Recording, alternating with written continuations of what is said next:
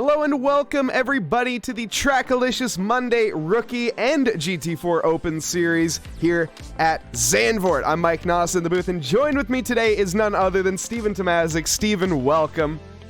Hello everybody, welcome to another Monday night full of madness with the rookies and the Open Series. Yes, indeed. We have a loaded grid here ahead of us. Well, not quite. We got 18 drivers on the grid, and we got some people in chat already. Welcome, welcome. I hope you're all having a lovely evening, afternoon, or morning, wherever you are in this fine world. We got Vadik joining us, Rally, One Bigly, and Lizzie joining us here. Welcome, everybody. Lizzie, are you joining us in the race tonight, or are you still a little under the weather? I think it is everyone under the weather here tonight. We already, Jose, redeeming a face cam fiesta. Jose, you don't even know what you have just done, sir. But don't worry, we'll get on into that when we head into qualifying. We are already in qualifying. The session actually started quite early here. Shout out to the event coordinators getting us rolling early here tonight. But welcome, everybody. And we're going to take a little look at our calendar and what's to, well, I don't know. We're not going to take a look at the calendar. Anyways, we'll just go over it real quick. Verbally. You can see here on SimGrid, we have a couple races coming up. If you are looking to find any races here in the coming up championships, of course, we're all coming down to a close. We'll take a look at it. Why not? We'll bring up the calendar. We're going to talk about it. We'll bring it up. GT3, of course, is going to be our main events on Sunday. That's going to be up next at Bathurst. It's the last race of the championship. If you guys are interested in getting into that on SimGrid, it's still available, signups, as well as the Max Rain at Britain. Now, if you are interested in trying to go full throttle in a straight line and not having any success, that is the event to sign up in. Available over on SimGrid. Also, our Monday Rookies, which we see here. This is the penultimate round in Zandvoort. Next up, we'll be at Kyalami. And, of course, on Thursdays, we have our GT3 Reverse Grid final round coming up at Nürburgring. So we pop back to the booth again.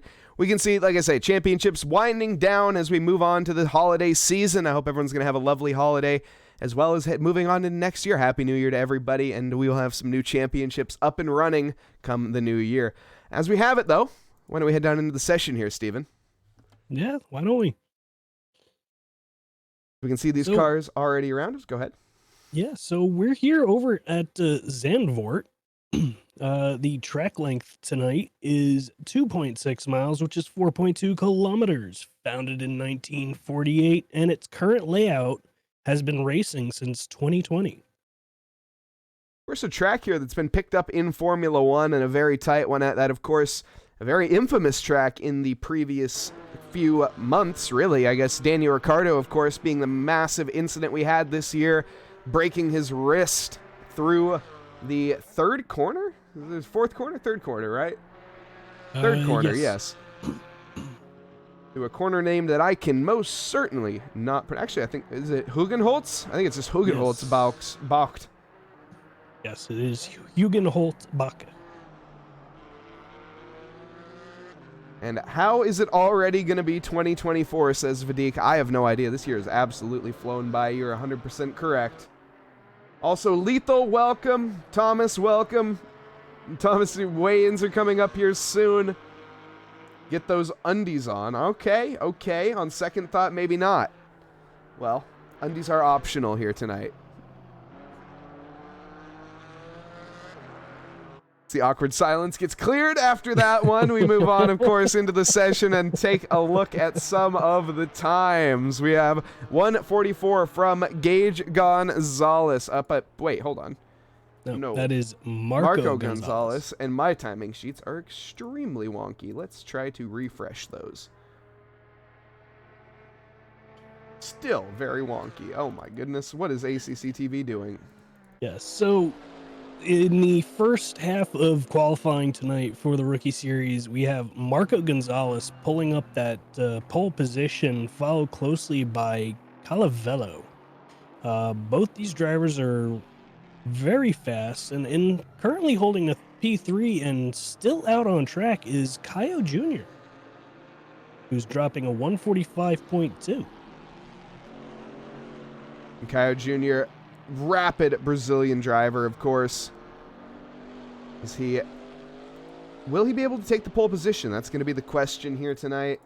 It's the guys in the truck still trying to work on the technology, and ladies and gentlemen, technology has been fixed. Oh my goodness, but Jan Rodricks, he's going to need to get his car fixed. head on into the barrier in the middle sector. Marco, time to move over to the Open Series? Maybe. Maybe.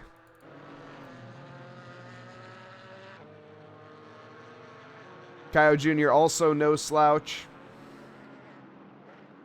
No, and he's currently up on his time as he's now coming around. What is that? Hans Ernst Bach.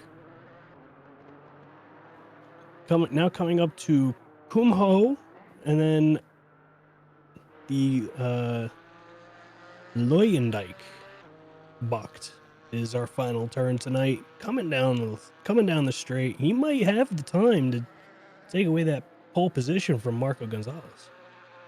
As he comes across the line, it is enough by 1/10 of a second. Marco Gonzalez dethroned. Now, I don't know about Steven. Are you ready for some face cam fiesta? Let's do it.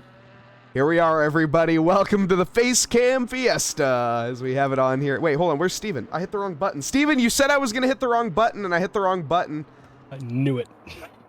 There we go. I hope it didn't break anything that I hit the button twice now. That might, actually. I just hit it again. Anyways, Steven, get out of here. You missed the opportunity. You missed the chance. I did. We have the face cam fiesta, everybody. Welcome, welcome. Hope you're all enjoying, of course. Kyle Jr. on pole position. Marco Gonzalez in second. Scott Sullivan creeping up in the timing charts as well. Currently 2/10 down on his lap in that 90s AMG. Jeff Dallas not too far behind, but in the pits as well. Jason Nauber in the Noobs R Us Junior, or not Junior, excuse me, in the Noobs R Us car. Previous Noobs R Us Junior driver. Now up into the senior car. Steven. How's it going, Devin Anthony? I think they were commenting on you there, Steven. Yes. Hey, was that a hydrate without a hydrate? That's illegal. That's Steven, that's illegal. Recovering from a cold, you need to hydrate. Even if people do not ask for the hydrate, okay? It is very true. Stay hydrated, everybody. Yes. Hydration is very important. And there you go. We got 3 hydrates. We got all the hydrates now. Yeah, I mean, where the heck's my water bottle? Where the heck is my water bottle? Oh, it's behind my green screen. Oh, no. Oh, no. My green screen is currently separating me from my H2O. I guess I'll just have to separate or use petrol instead.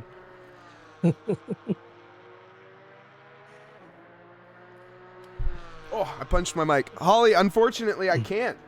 My bottle it's right here, but it's so close but so far away at the same time. I haven't planned this properly. Steve Sosa in the Marshall post. Operating camera at turn 1. Dan here, of course. Yes, let's just blame Dan. It worked, Steven. Look. Wow. It worked the first time. Of course, that's the face cam fiesta. 2 minutes of face cam. If you guys want, it's 1,250 points to see our. I was gonna say beautiful, but they're not. Let's just say it as it is, Steven. Look, look. I'm beautiful. You're beautiful, Mike. Live Soul saying absolute shambles in production prep. You're so right. No, Vadik. No.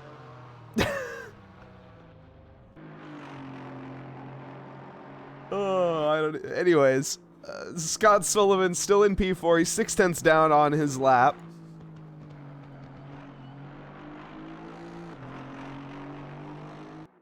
And we got Warden right now chasing Lizzie Alisea, trying to get around, but you gotta remember, this is qualifying. There's no, if the driver ahead of you is not being blue flagged, they're not going to concede that line to you. No, especially with Sam Warden here. He's already 2 seconds down on his lap. Lizzie was on a decent lap. Now has been pressured into a abysmal one, to be honest. I mean, it's, no fault of her own at that. You really got to be patient here, and this is when look at the gap behind, and there it is right there. We already see. So Sam Warden, he does end up, after doing that, letting up and having a gap, but he needs. You guys need to leave a little bit. Enough time. No, you need a little bit more of a gap. But oh, I see. That's his problem. That's why he's trying to hurry up. Yeah, there's only 30 seconds left. He's got time, I think. 139, 150. Yeah, he's got time. He's got plenty of time. He can even back off a bit more, but it's too late now as he has to go flat out for the rest of it. Yep. In fact, these are the last 2 laps that we're going to have here tonight, so very interesting. Qualifying shaking up in a manner that I was not quite expecting. Sam Warden is the last driver on the lap. I was going to say Lizzie Alisea also joining, but no longer. Well, Sam Warden has the track to himself here. Scott Sullivan is out on track, but not really improving, just not able to gain any time. He put on a flyer of a lap, to be fair, so I don't blame him for not being able to improve.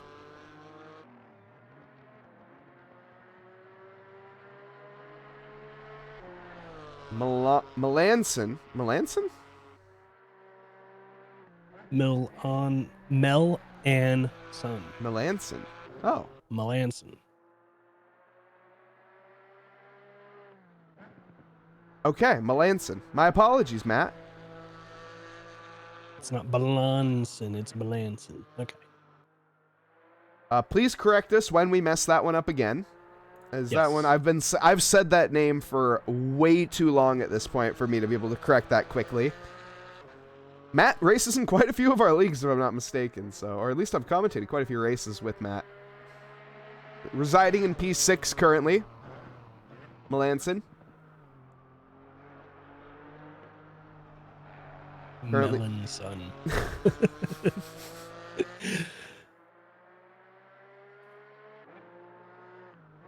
Currently, though, the last driver on the track, Sam Warden, comes around to the penultimate corner. Now the final.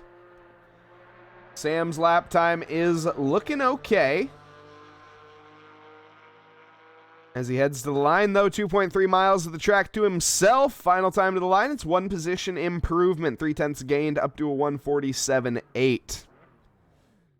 That is the end of our qualifying. Caio Jr. takes pole position with Marcos Gonzalez in P2 and Alan Calvello in P3.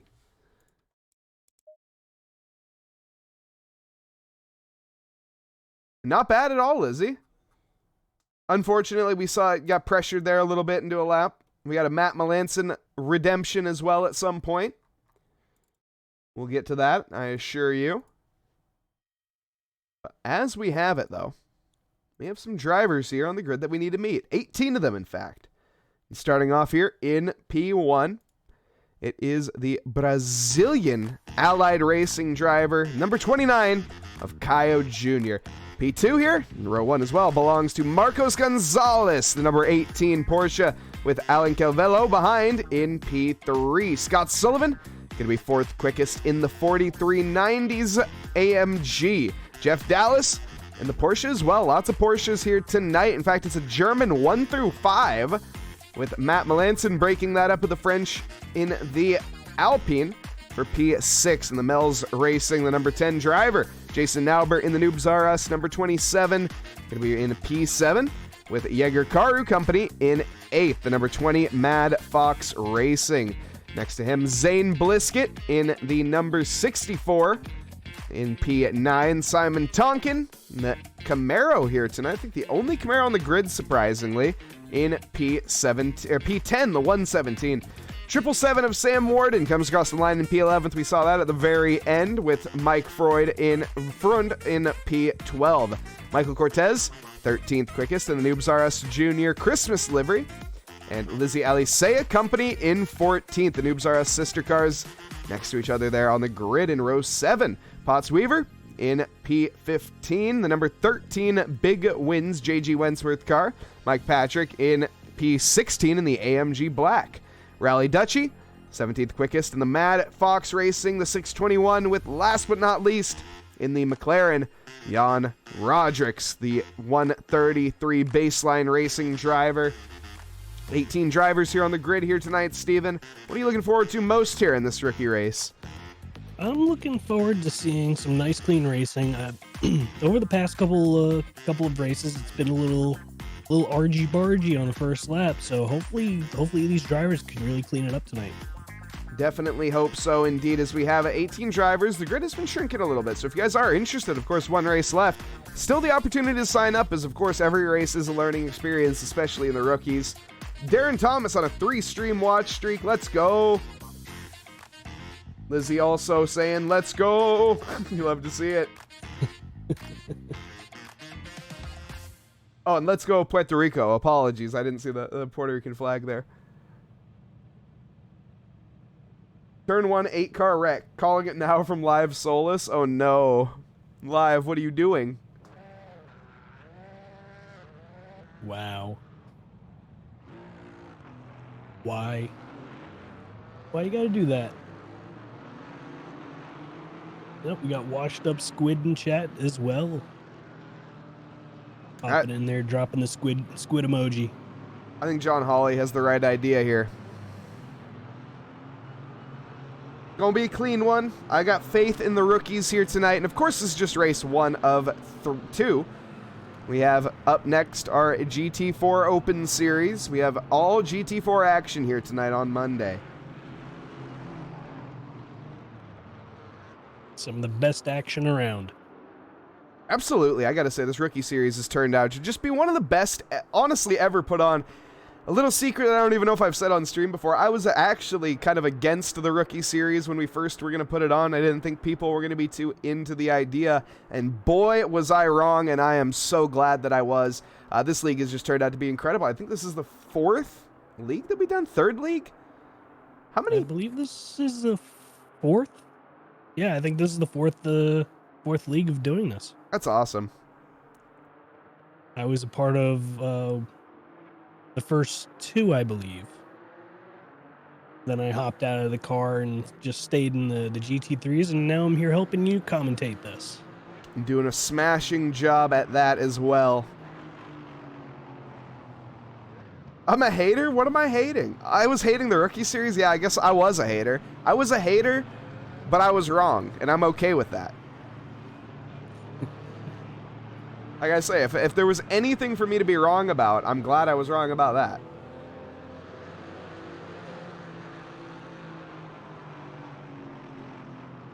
And you're right, Live. We got the drivers now coming around turn Bach 10. Now we're heading into the Hans Erst Bacht. Bacht means turn, by the way, so you don't need to see. Yes. Yeah. I'm going to say turn and Bacht at the same time. I think we have As we're now lining up 2x2, Noah's Ark formation, coming around the final couple turns here, getting ready for this wonderful race start here at Zandvoort. Absolutely, and Jan Rodricks would be ashamed of you. I'm pretty sure Jan's Dutch. If he isn't, apologies, but with a name like that, I assume there's some Dutch heritage involved. But yes, as Steven's saying, drivers coming across the final quarter now, 2x2. Noah's Ark formation as they are all eager to get underway. You can see actually like squabbling for positions already. Kyle Jr. leading us away with Marcos Gonzalez in P2. I'm Mike Nause in the booth. Joined with me tonight is Steven Tomazic.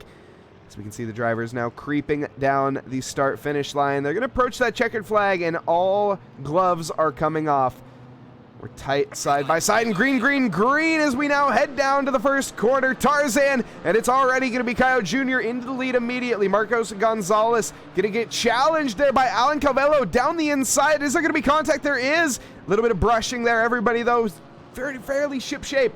As we come around turn 2 now, quick right-hander heading into the very long left-hander. Off camber, we can see a little bit there of Constantina effect happening, but luckily nothing getting collected. Jason Albert trying to make a move around the outside of turn 3, not able to do it. Scott Sullivan on the charge, P5 for him. As we resume, though, everybody nip and tuck as we are heading off now down towards Scheivlock.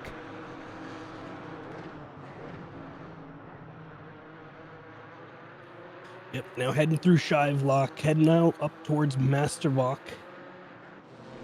This track is really tricky, and you gotta get your corners correct. Otherwise, you're gonna be sending your car off way wide and into the grass, and then it just spells disaster. But everybody seems to be making it around. We're now going through Bach 10.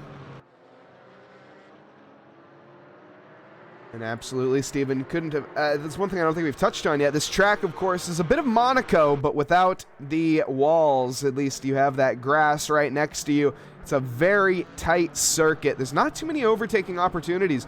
So that qualifying was very important for these drivers. Marcos Gonzalez also losing that position into the first corner was absolutely crucial for Alan Calvello's game plan if he wants to take a race win here tonight. Scott Sullivan behind, dropping one position to Jeff Dallas. That is going to be a tough one to make up. Once again, it's very, very tricky in terms of overtakes. We're going to hop on board. We have that Matt Melanson full on-board lap, as well as some energy being thrown the way here. It's a great view of the battle ahead. That is the Noobs R Us driver of Jason Nauber and Scott Sullivan. Scott's wide there in the first corner. That's going to allow Jason to look down the inside. Best seat in the house here from Matt Melanson. Oh, some contact there. Jason Nauber into the back of Scott Sullivan. Scott's wide and takes out Jason. We have a front row seat to that one. Matt Melanson with excellent collision avoidance there, managing to make it through without even a tap. Let's go back and see that replay. Yeah, I'm pretty sure Matt Melanson's tracksuit is probably looking a little brown right now after that one. But he was able to thread that needle and get through there without a problem. And that was actually, I didn't quite catch the replay of what I wanted there, but we caught Zane Bliskett getting tagged in the back from another, I think that was an AMG. Oh my goodness, and it's happened immediately. This is amazing. One Bigly, once again, a $5 dono. Jacob, thank you so much for your continued support. Also, Lucas Mind with a rate of 12. Thank you so much, Lucas. Apologies, I missed it. We'll give you, Eric, if you can get a shout out there. Welcome, welcome. Chrono as well in chat. Welcome, everybody. Hope you're all having a lovely evening, afternoon, or morning, wherever you guys are in this fine world. Also, obrigado to Lucas Mind. Thank you so much for the raid. Welcome, Raiders, as well. We are here tonight. This is our Monday Rookie Series. Up next, of course, we have our GT4 Open. Thank you so much, Lucas.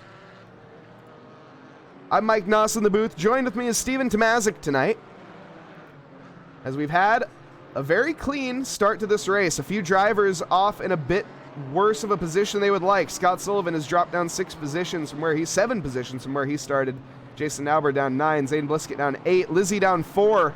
It's quite a few drops here tonight in terms of, well, contact, I should say.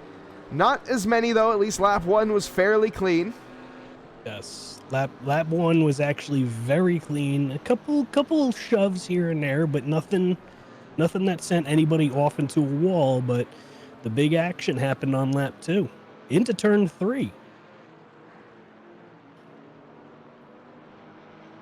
Vadik, I'm not sure what you mean.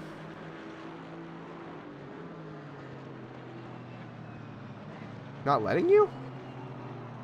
Okay. I guess I'll do it.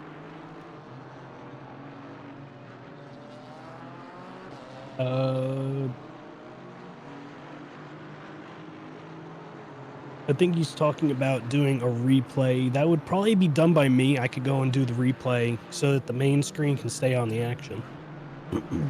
Excuse me. Eric, you're right. It doesn't let me. I think Lucas must have left, but it doesn't let me shut him out if he's not there, I guess. Interesting. All right, Eric, you're off the hook on this one.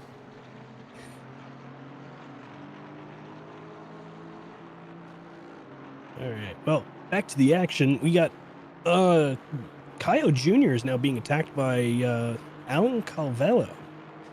Alan's finally caught up to the rear bumper of Kaio as they're now going through turn 3. And Alan is attacking, and he wants that P1 position. And the more these two fight, Marco Gonzalez is going to be right there to pick up any scraps if these two get into a bout. Oh, Carlos. Nice one. It's confusing when watching the replay. No, unfortunately, Vadik, there is no real way for me to do that. The replay system that we have here is extremely primitive, but Yeah, thank you. I'm going to write that down because actually, I mean, yes, that's that. Whoa, Alan Calvello is very deep there.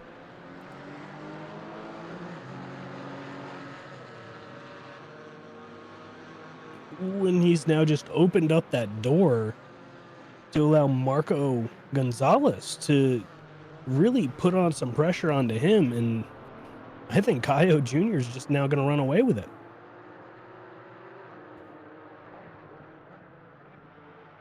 So far, though, he's retaining that gap fairly nice. In fact, he has the fastest lap by about half a second.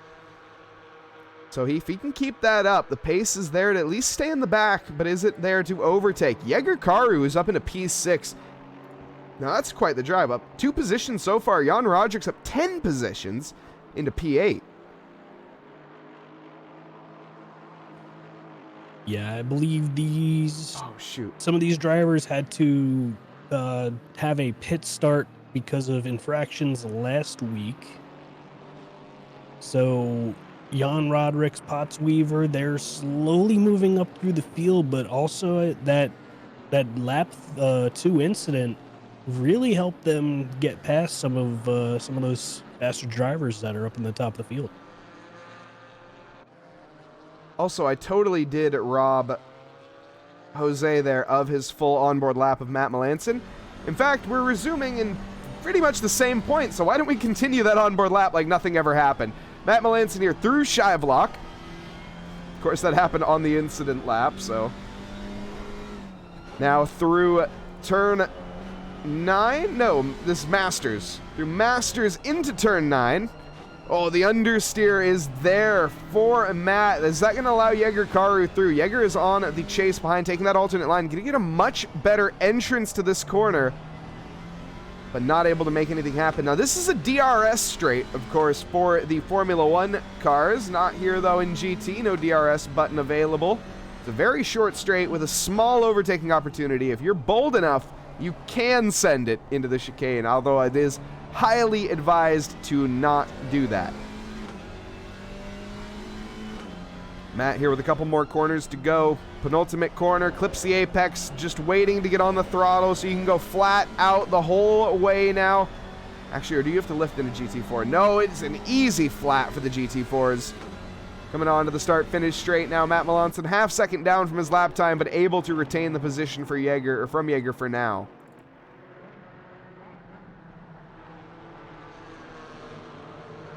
It was a very good lap put together by him. I'm glad to see he's really improving and moving on up into P5. That's a great position for Mike. Mike? Matt? Matt Melanson. Sorry. Matt. No worries. Cold brain. Yep, all good. Mike Patrick currently sitting down in P11, and Mike Nause currently sitting warmly in the booth. This is Potts Weaver and Scott Sullivan having a little bit of their bouts. Can Scott defend as they're coming through Scheivlach? This is a very, very hard corner to overtake. However, through Masters, we can see a bit of squabbling up ahead. That's Jan Roderick's making it by making it by Simon Tonkin. Simon is going very slow, allowing Scott Sullivan through as well as Potts Weaver. There's some sort of problem here for the Camaro. Yeah, he's definitely offline, and being offline here at Zandvoort really, really hinders the performance of your car. And with how heavy that Camaro is, it's not really suited well for this track. Also, welcome everybody. Welcome. We got Noobs R Us here with us. We got why do I always say this name wrong out loud, but right in my head? Servarius in chat, as well as Doc Milwee on a 10-stream streak. Thank you so much, Doc Milwee. And Jeremy Cubbage joining us here tonight as well.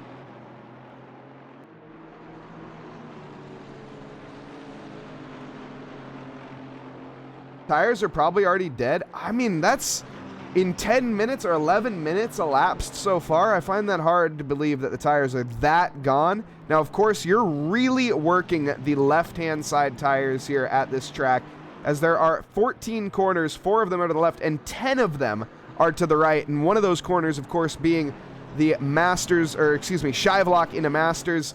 that is where you're going to see your rear left just screaming by the time you come through that sector. Yeah, but I honestly think it might just be because of how heavy that car is, and trying to throw a heavy car around these turns. A little fun fact: that Chevy Camaro weighs 3,131 pounds. So that's a heavy car, and you're trying to throw that heavy car around these high-speed corners. Something's not gonna like it.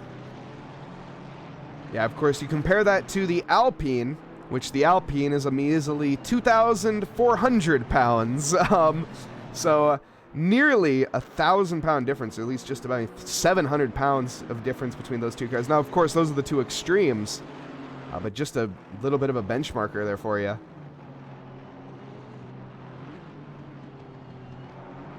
As we have squabbling throughout this entire field, Jaeger Karu, Matt Melanson. Jaeger's been stuck behind now for a pretty long while, not able to negotiate through.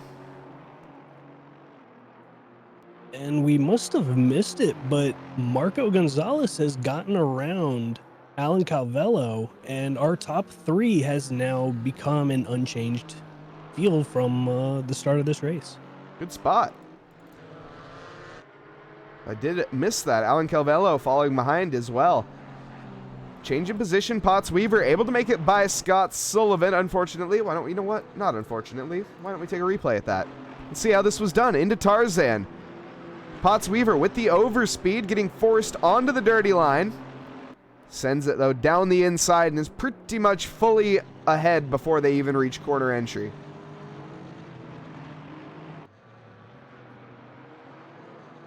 Vadik, you got to redeem it, brother. Also, I don't know if Steven has a... Steven, do you got a full onboard lap in you right now?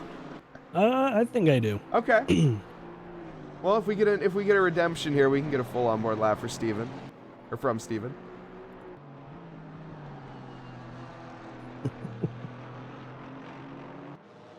Matt Melanson, though, currently trying to hustle down Jaeger, but hasn't made much ground. Wait a second. What am I talking about? Jaeger got by? We missed that. Jaeger Karu's by Matt Melanson. Scott Sullivan also gets by Potts Weaver. Every time we look away, something happens.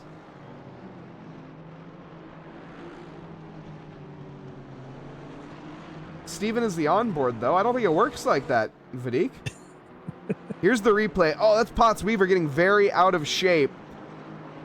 As you can see there, rejoins the track behind Scott Sullivan. Luckily, doesn't collect any barrier or really even collect any dirt onto the tires. So fairly clean error from Potts Weaver, but an error nonetheless.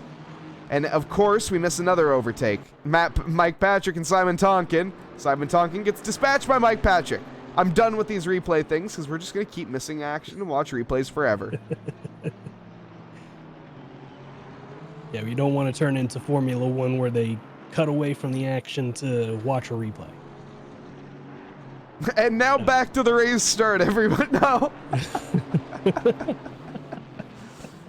As they're side by side heading into the first and back to the race start. No. We're not going to do that, everyone.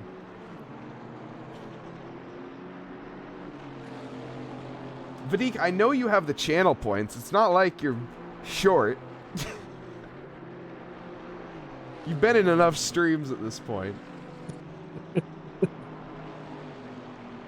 Look, we give away one free onboard lap, and then everybody's going to be asking for free onboard laps. It's just the way the economy works these days.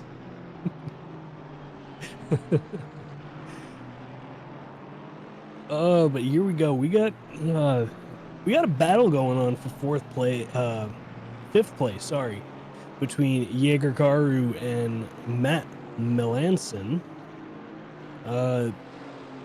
Karu got around Matt and is trying to pull away, but Melanson's just sticking with him and just can't seem to shake him. The Mel's Racing number 10 Alpine on the charge. Started in P6 and has remained there. Wants to do better. Jan Roderick's up 11 positions as well. Started from the bottom, now he's here. comes to the line here to complete lap number 9. With 2 more laps to go here at this lovely 2.6 mile circuit. Oh, Vidic. Why you gotta make things so hard?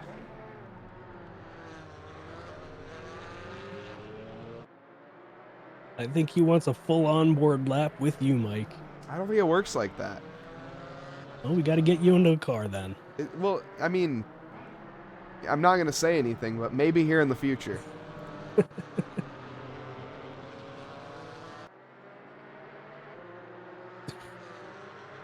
Okay, now this is just getting weird. Vidic has been very derailed these past 2 nights. Nice job. Alan Calvello gets by Marcos Gonzalez. They're trading positions again. It's a Porsche dominant race here tonight. There's no denying that.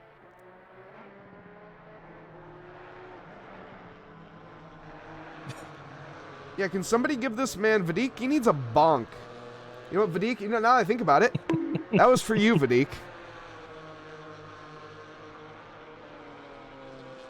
Oh my goodness, an on the grass pass attempt there for Marcos Gonzalez. Whoa. Having to look down the inside, that would be a send and a half.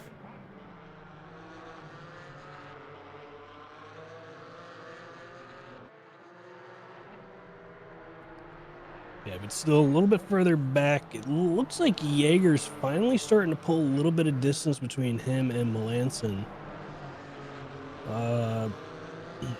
That's our second closest battle, but our first closest battle is still between Marco Gonzalez and Alan Calvello.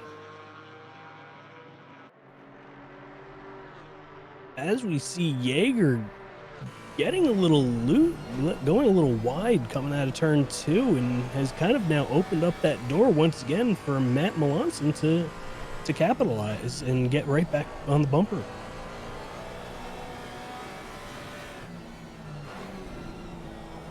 Oh, is this the opportunity that Marcos has been waiting for?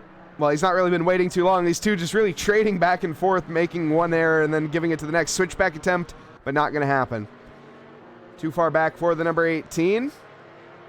He chases down the JD number 128. Not able to get it done this lap. Oh, or going to be presumably done in the next lap, as that is a massive hindrance and going to drop him back about 2 seconds off the bumper there of Alan Calvello, giving him some breathing room. While at the end, a little bit further back, Matt Melanson has closed his breathing room up here to Jaeger Karu. Yep, and Kaio Jr. has just started the last lap, so this is the last attempt for all of these drivers to gain positions. So we have Matt Melanson going after Jaeger Karu. We have Potts Weaver trying to make up ground on Scott Sullivan, but unfortunately missing out.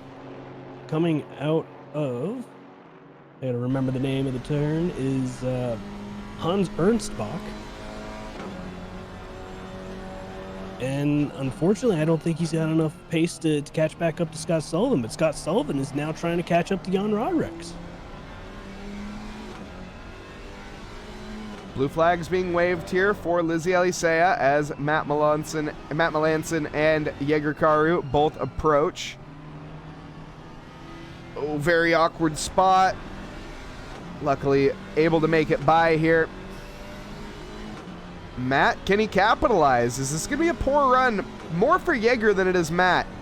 But as it's a snaky left, right, left, you really can't get the run that you need to make the overtake into Shivlock. And going side by side into Shivlock is, well, a recipe for disaster, to say the least. You can make a lunge into Master's Corner. If you're bold enough and if you're close enough, you really can send it down the inside and force the driver offline in front of you. Just, you know, avoid the contact and please use your brakes, as Matt here in front, or excuse me, as Jaeger in front is reminding us. But sticking with it for now, we have up at the front, Kaio Jr. as he comes around the final corner now to head to the line. Kaio Jr. wins the rookie race here tonight, the penultimate race of the championship. And Kaio Jr. comes across for P1. Alan Calvello in second, and Marco Gonzalez in P2 or P3. Potts Weaver just dropped a position to Scott Sullivan. Yeah, I had that on the mini feed. Potts Weaver got the send at Hans Ernbach and made it stick.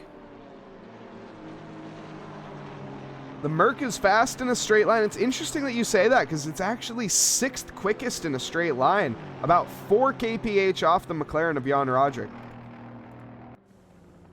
Merc is quite quick, but that McLaren is really just on another level when it comes to pace, and even down this little tiny straight here at Zandvoort.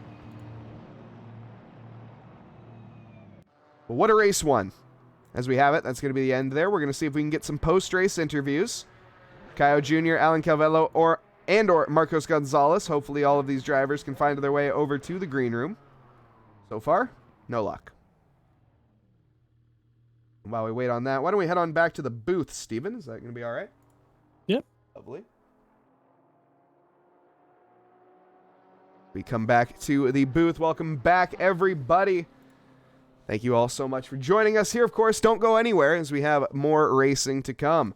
We're going to head on into some replays while we wait for the next server. And hopefully, Steven, can you get an update on how long we have there? Yep, I'm heading over there right now. Lovely. But excellent drive so far. Or excellent racing. We've had Caio Jr., Alan Calvello, Marcos Gonzalez, all pretty much dominant in their own rights. I mean, we've seen the P2 and P3. They were scrapping quite a bit, squabbling back for that P3 or P2 position. But at the end of the day, everybody managing it through clean and very cool as well. It was a very cool race. Taking a look here at the green room once again, still not seeing anybody. If anyone knows those drivers and can potentially forward them the way of the green room, that would be lovely. If not, it's all good. OMG, Lizzie, that was scary. Oh, no. So it looks like we still have a decent amount of time. The practice server is still up for the Open Series. Okay, so we probably got it not switched over yet. We have at least 10 minutes. So, you know what that means, everybody. Stream Racer time. I didn't update my my spreadsheet either, which I'm a lazy streamer. And you know what? I bet I can do something for that. I wonder if I can do something. Can I? Let's see. I can get some music in the background. Oops, wrong scene. Not yet. Hello, everybody. Back to the booth. I hit the wrong button. We can get some music in the background here, brought to you by Chris Larande, just to fill your ears with some nice, calm beats while we wait here. And I'm going to see if I can maybe make some fun happen here. But we will see. As we... you know what? I'm not going to try. I don't think I'm going to be able to do it in time. It's going to be too much of a hassle to do it live. Jan getting in there early. It's a little early, Jan. We're still... Hold on. We should probably get that rolling now. Alright, it looks like the server just went down, so I think we got about another 10 minutes till qualifying. Perfect. It's up to you if you want live. Or Bailey. Live Souls is Bailey. Okay, got it.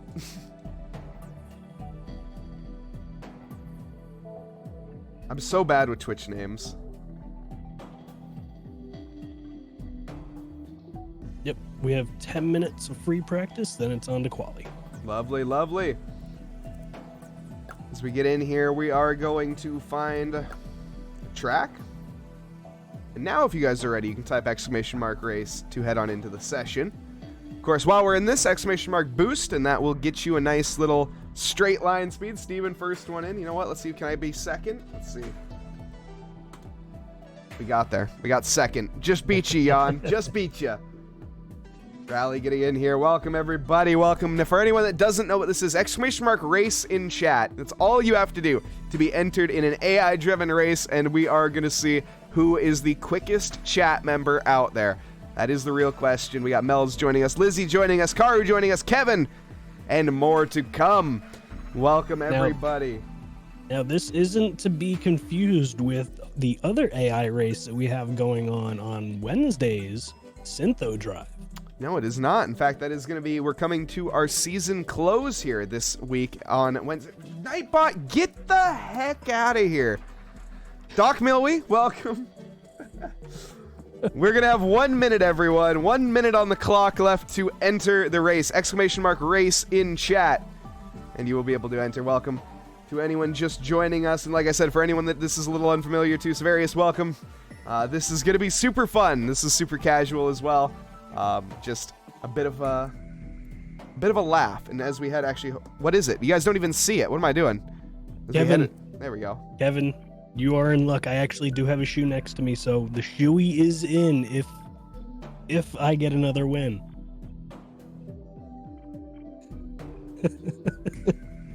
Jan, definitely. We caught a couple. I'm not sure we caught. Did we? How much actually did we catch beyond there? I feel like we caught a little bit. I don't quite.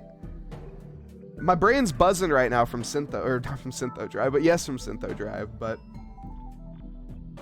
as we head on now into the session, Chrono sneaking in there last minute. We're moving on now into the Syntho Drive. Syntho Drive. Stop, Steven. Why'd you mention it? Now it's on my brain.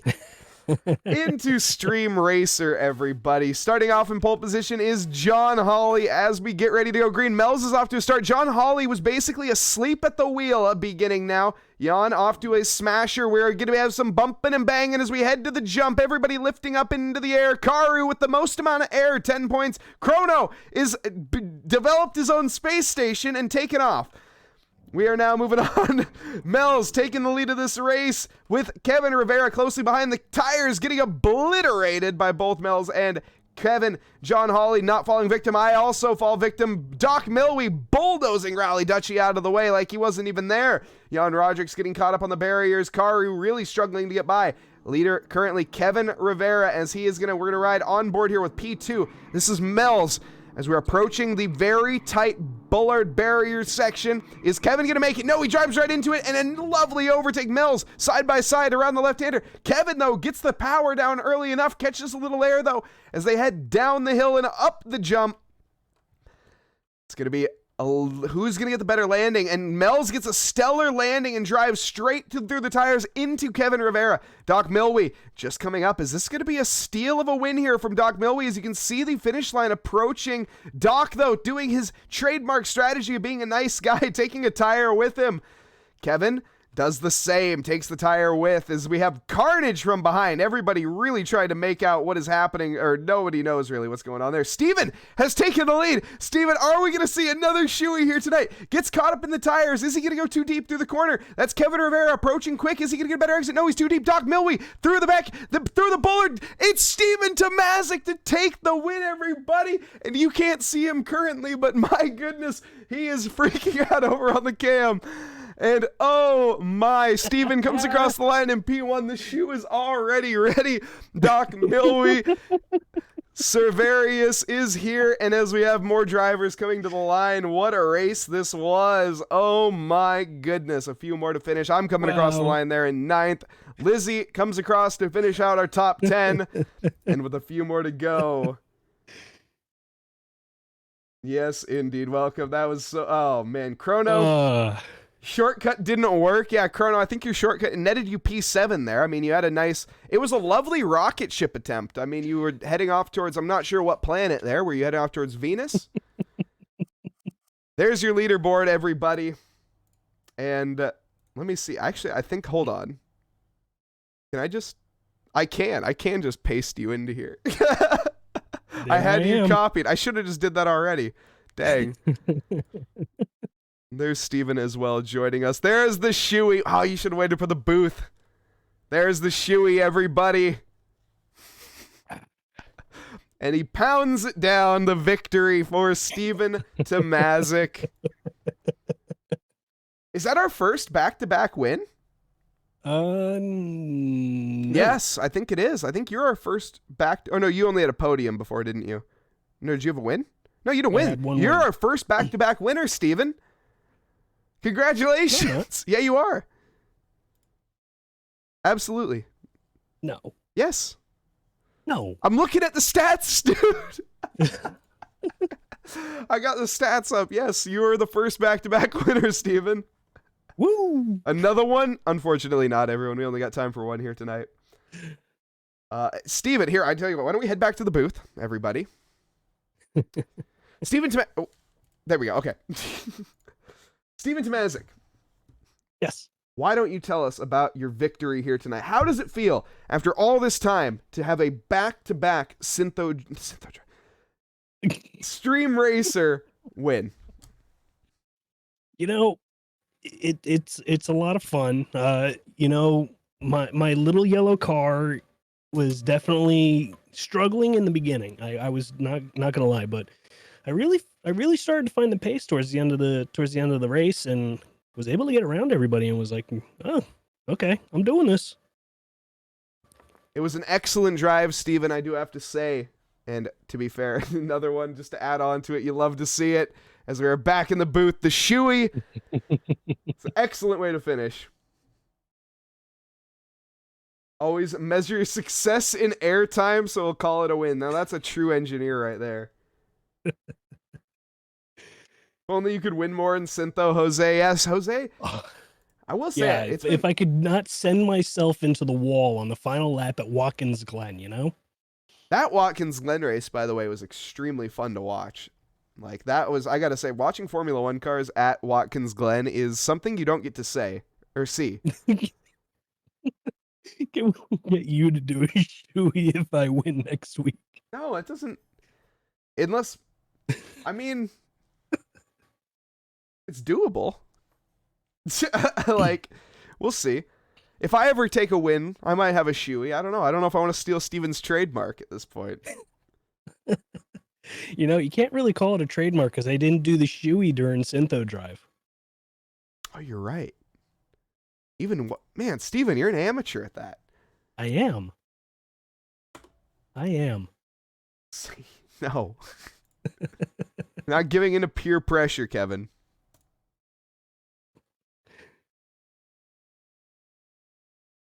We are still in free practice right now. We have 1 minute left till qualifying starts. As we head on to the session here, we can see some drivers putting in some practice laps here in the GT4 Open Series.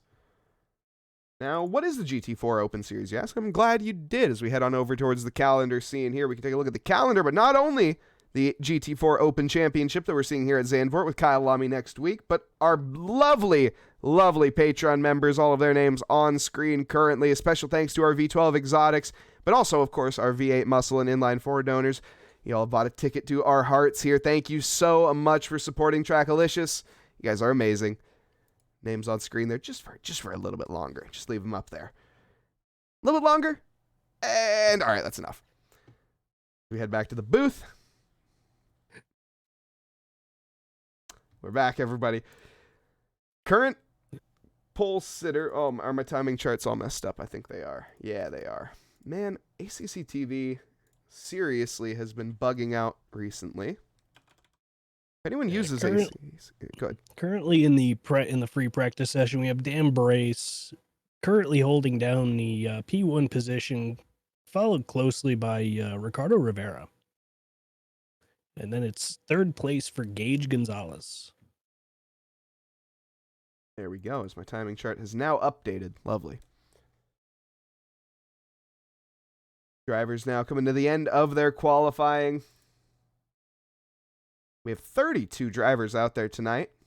It's a sizable number for the penultimate round here in the GT4 Open. And I don't have the standings up. I also didn't snip the standings. I'm a bad streamer today, everybody. Very unprepared.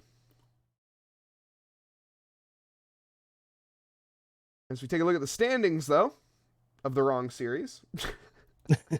Very professional here tonight, everyone.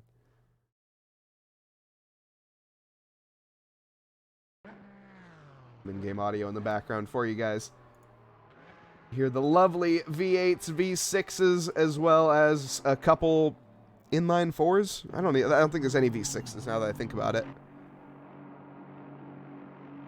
No, there's just some inline 4s out there. No V6s. No, there's a flat 6, though. Irrelevant. Why am I even talking? Well, you have a flat 6 and you have the inline 6 of the BMW. Of course the BMW has an inline 6. Of course. I forgot about the BMW. Oh, wow. Okay. So, tight championship. Currently in the GT4 AM category, now that's going to be your red plate drivers, Casey Swanseger is tied for the lead with 140 points with Randy Gross. Justin Beachley just 2 points behind. Lovely parking job there. Great view of the Noobs R Us Christmas livery. Of course, also Jeff Dallas, 1 point behind Justin Beachley, so it really is anyone's game in the GT4 AM category. Now, the GT4 Pro category, Ricardo Rivera leading at 148 points compared to Ilpo Ratsulainen at 135, and 5 points separating him and the current Noobs R Us driver that you see on your screen of Kevin Rivera. In fact, it's 5 points separating P2 and 3, 5 points separating P3 and 4, and then 4 points separating P4 and 5.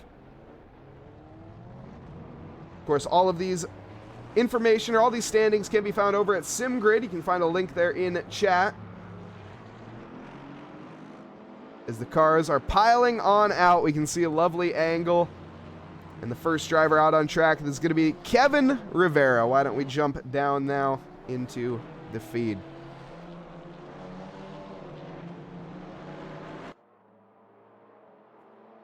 Yeah, we got Kevin Rivera leading this pack out. Excuse me. Leading this pack out around the track here at Zandvoort. He's really trying to get make sure that he's in the front of this line so that he doesn't get slowed down by anybody else.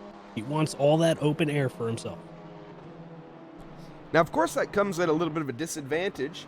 You're going to have the least amount of rubber put down on the track for your qualifying. You're going to be the one basically determining the pace as well. So it's all on Kevin here tonight. What does he have for the first lap on the board in that little Alpine, of course?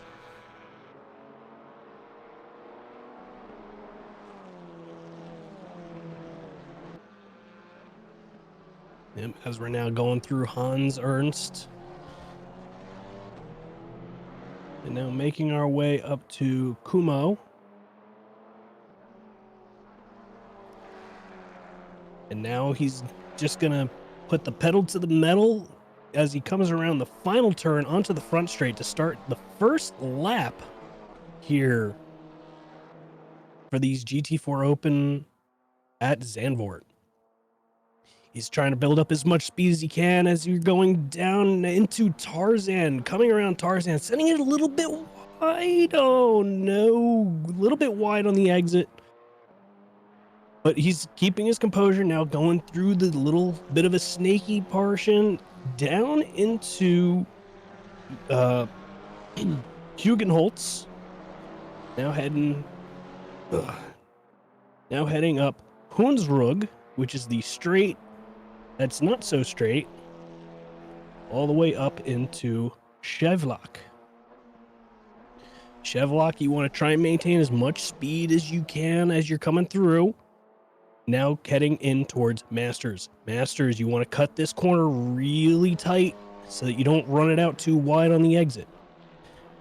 So now we're going into turn number 9. Turn number 9 is another one where you want to try and get it as close to that curb as possible without hitting it and upsetting the car. And now into turn 10. Turn 10, you can take it a little bit on the wide side to try and maintain as much momentum as you can. As we're now heading down towards Hans Erstbach, which is our chicane. It is a quick right into a sweeping left-hander all the way around. Now back up towards Kumo. Kumo, you want to start it out wide, cut it real tight in through that turn, and then power out as we now go through Luyendijk-Bocht and back onto the straight, where you just pedal to the metal all the way to the line to get a 144.8.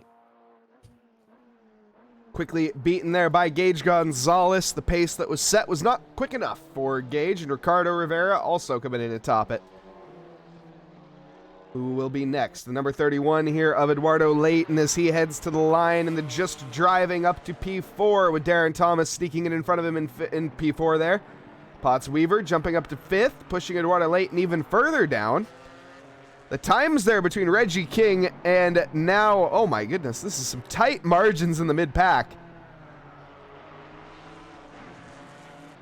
Some very tight margins. We have about a 1/10 of a second separating Afonso and Potts. We have very little time between Reggie King and Potts Weaver as well. Everybody making an early statement here on their laps. 43.7 for pole position. Ricardo Rivera also improving here in the Puerto Rico E-Racing Club. Lizzie cheering on the noobs in chat. You love to see it. Noobs are us out there here tonight. I think we have Casey Swanseeger. We have, let's see, who are all the noobs out there? Michael Cortez. We have Thanasis Liakos. Quite a few in the grid. I'm missing a couple. I know that for a fact. Kevin Rivera. And I think I'm missing 2 if I'm not mistaken.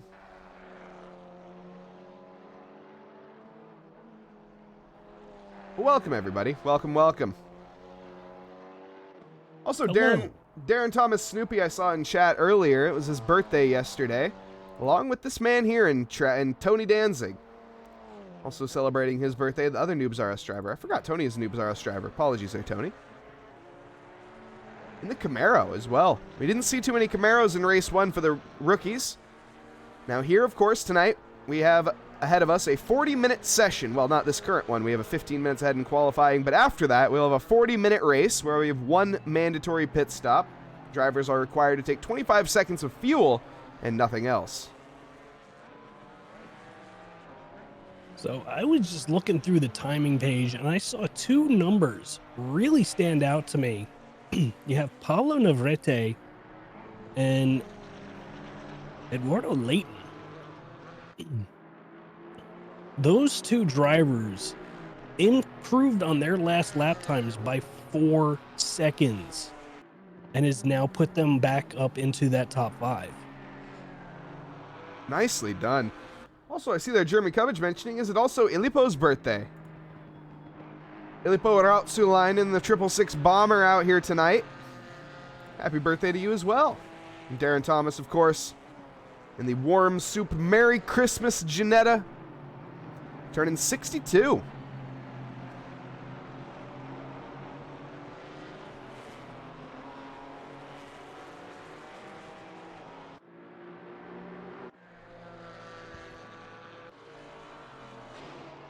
Jeff Dallas behind as well here. Potts Weaver finding the, or rather these 2 cars here. That's the Porsche. Is that Eduardo Leighton or is that Pablo Navarrete? That's number 7 of Pablo Navarrete. Finding the back of Potts Weaver. That's definitely going to ruin Pablo's lap. Potts, though, continues on his charge. Of course, he was on a valid lap. He's not obliged whatsoever to move out of the way.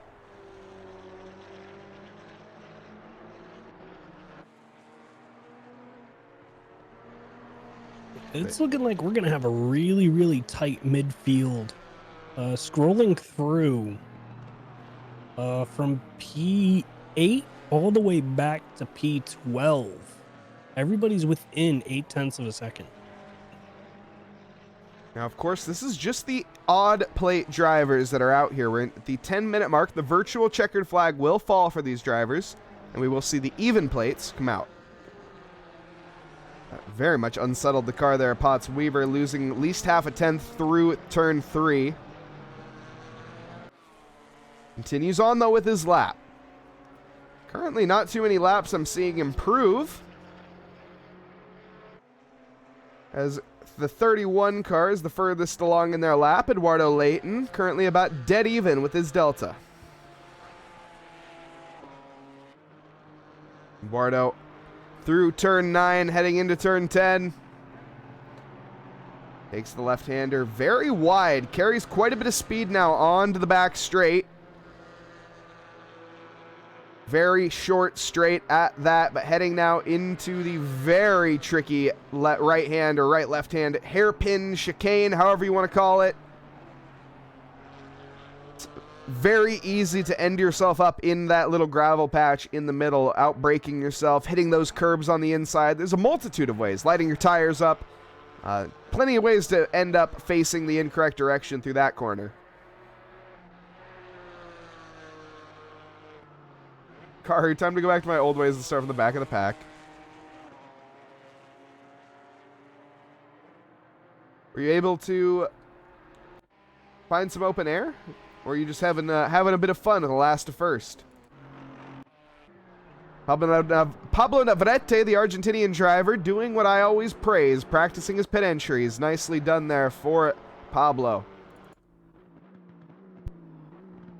Yes, pit entries in this series are very important as there is a pit stop involved here.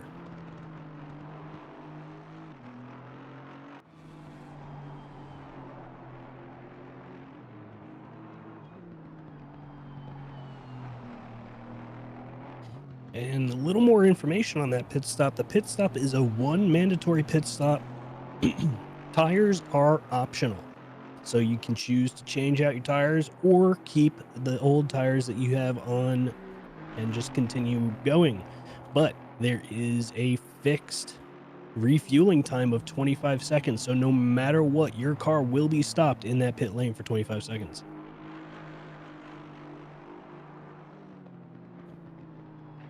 Yeager, he was told to qualify.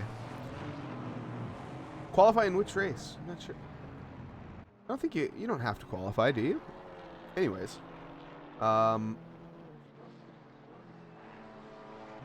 Ricardo Rivera, pole position as it stands, on an improvement as well, but Kevin Rivera behind, currently 0.5 off the pace, half a second separating the two drivers, but on a bit of an improvement is Kevin. Needs to find more, though, than a bit, and with over half of his lap complete, it's going to be tricky to find half a second within 4 corners. See if he can manage it. Needs to gain over a 10th per corner. Looking at it, it's a good entry, tidy, bit wide, bit of a, yeah, not going to be a 4/10 improvement, 1/10 improvement. It's a start. But this is going to be the final lap.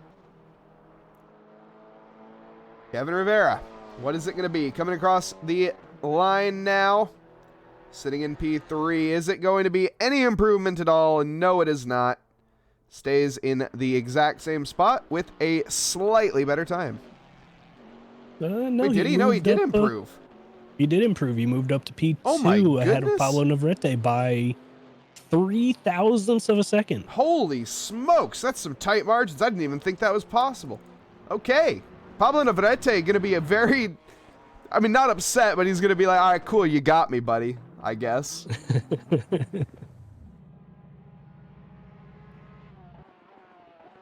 I think the first driver out on their lap here tonight, is it Ilipo Ratsula? No, it's not. Is it George Elmer? No, it's not. It is Zane Blisket. In the little Alpine, no, little Ginetta that could.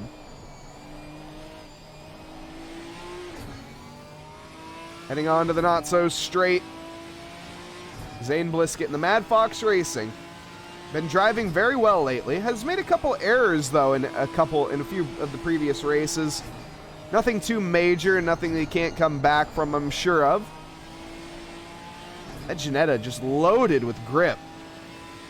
Could have even carried a little bit more speed through there, I think, which is crazy to think. Oh, no, he tried to... No, don't listen to me there, Zane. That was way too much speed.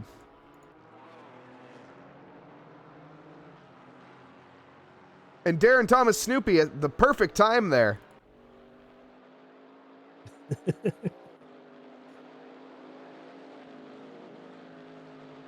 It looked very gripped up, at least at first. Maybe it was just because he was going a little slow, to be honest. This here is the bomber of Ilipo Rautsulainen, the birthday boy, allegedly. I didn't know it was his birthday, but happy birthday to Ilipo Rautsulainen. Allegedly. And it looks like Dan Brace is going to be the first one to set a time, and he takes away provisional P2 from Kevin Rivera.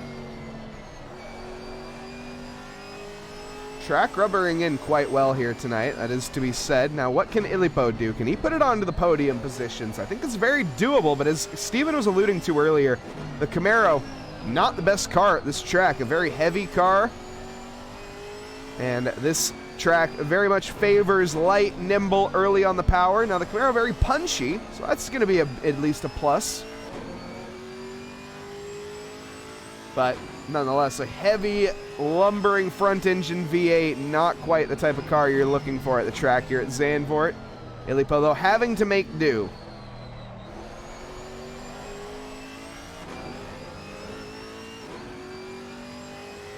It looked like he came out a little bit wide coming out of Ernst Hans.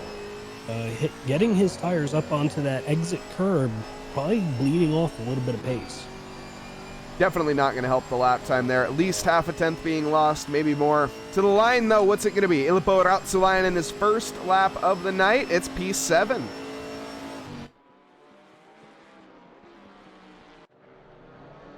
A bit further up, the Iron Man Alpine of Dan Brace. Dan, he dabbled in the Camaro a little bit a while ago.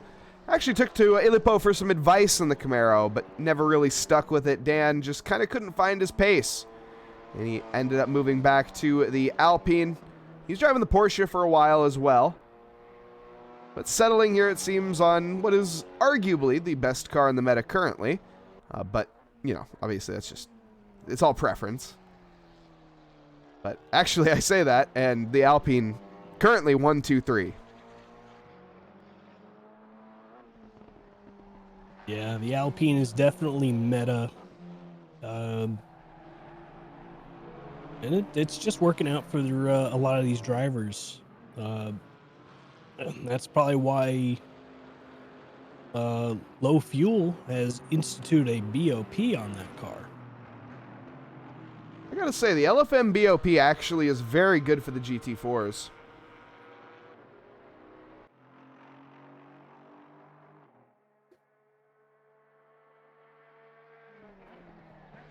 Shocker, there you go. What do you mean, Darren? Ooh, Dan Brace. Really close to taking away that pole position away from Ricardo Rivera. 95 thousandths of a second away. He's on an invalid lap this time around, but he's got one, maybe two more shots at it. And yeah, Darren on the Alpine 1, 2, 3. Yeah, I'm not sure if anyone saw the grand finals that was put on by the VCO and SimGrid, of course. It was in terms of the GT4 series, basically an Alpine Cup series. I think there was a Maserati and an AMG. That was it in terms of diversity. Wow. And when I say that, I mean a Maserati and a AMG. That was it. There was not multiple. It was, I think, 23 Alpines or something like that. 22 Alpines. That's ridiculous. And Kevin was there as well, round 1 and 2.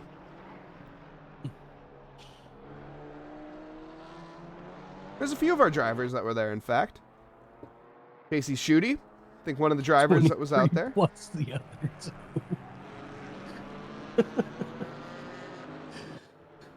Sorry about that, Mike. No, it's all good. I was thinking the same thing.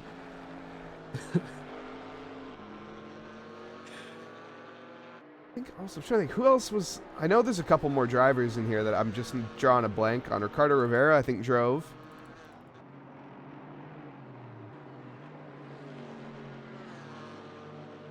You know, Vidic, you're right. I miss Mike. I'm not going to lie. Haven't seen him in a while.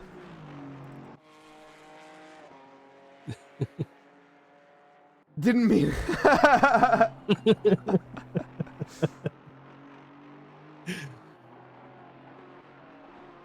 Padberg, I do have an update on. So Padberg, he is a...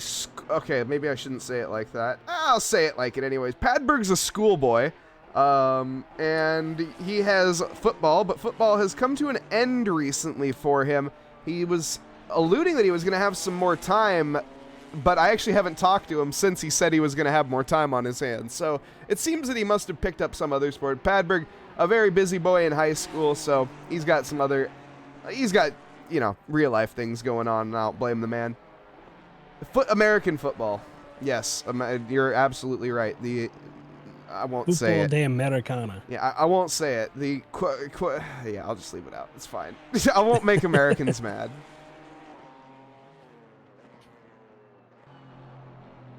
But yeah, Padberg, I can assure you, Vadik, Padberg is doing quite well.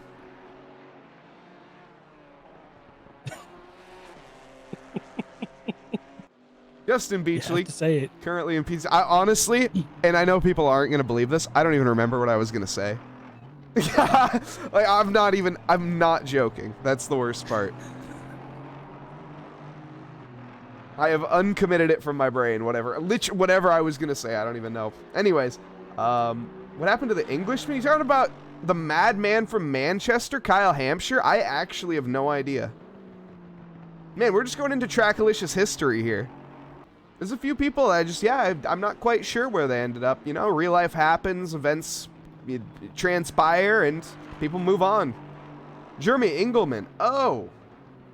I thought that said Englishman. I'm not dyslexic at all. Yeah, Jeremy is... Ooh, I've been told recently what Jeremy's doing, and I have forgotten. I think he's just working. He's just busy. He's traveling. He's working. So he hasn't been doing too many liveries either. I think he's just been away. So you gotta get on the man. Vadik, you're gonna go through... I'm not gonna keep rifling off names. I don't know where Andreas Mostachero went. That's another driver that I am not sure. People move on, Vadik. I don't have answers. He's just going to go through the entire list the entire night. These are some names I haven't heard in a long time. Andreas Mostachero is a name I think he's doing, to answer your question and what I think he's doing SRA, but I'm not sure. Don't quote me on that one.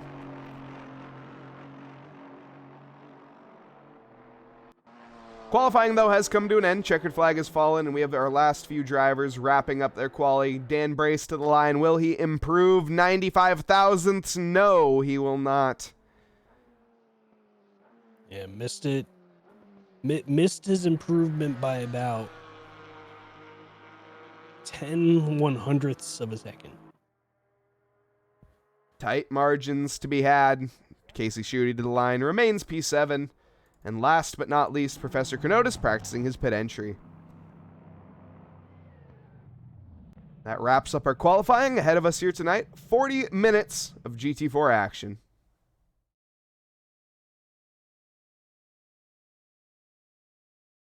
TJ pops into chat every now and then, puts his squid emote in, and then never talks again.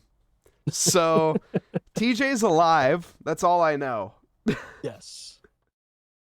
Beyond that, I have no information about TJ. Now here's a name drop that we haven't heard in a while. Nate the Alpha Dog Lamlin.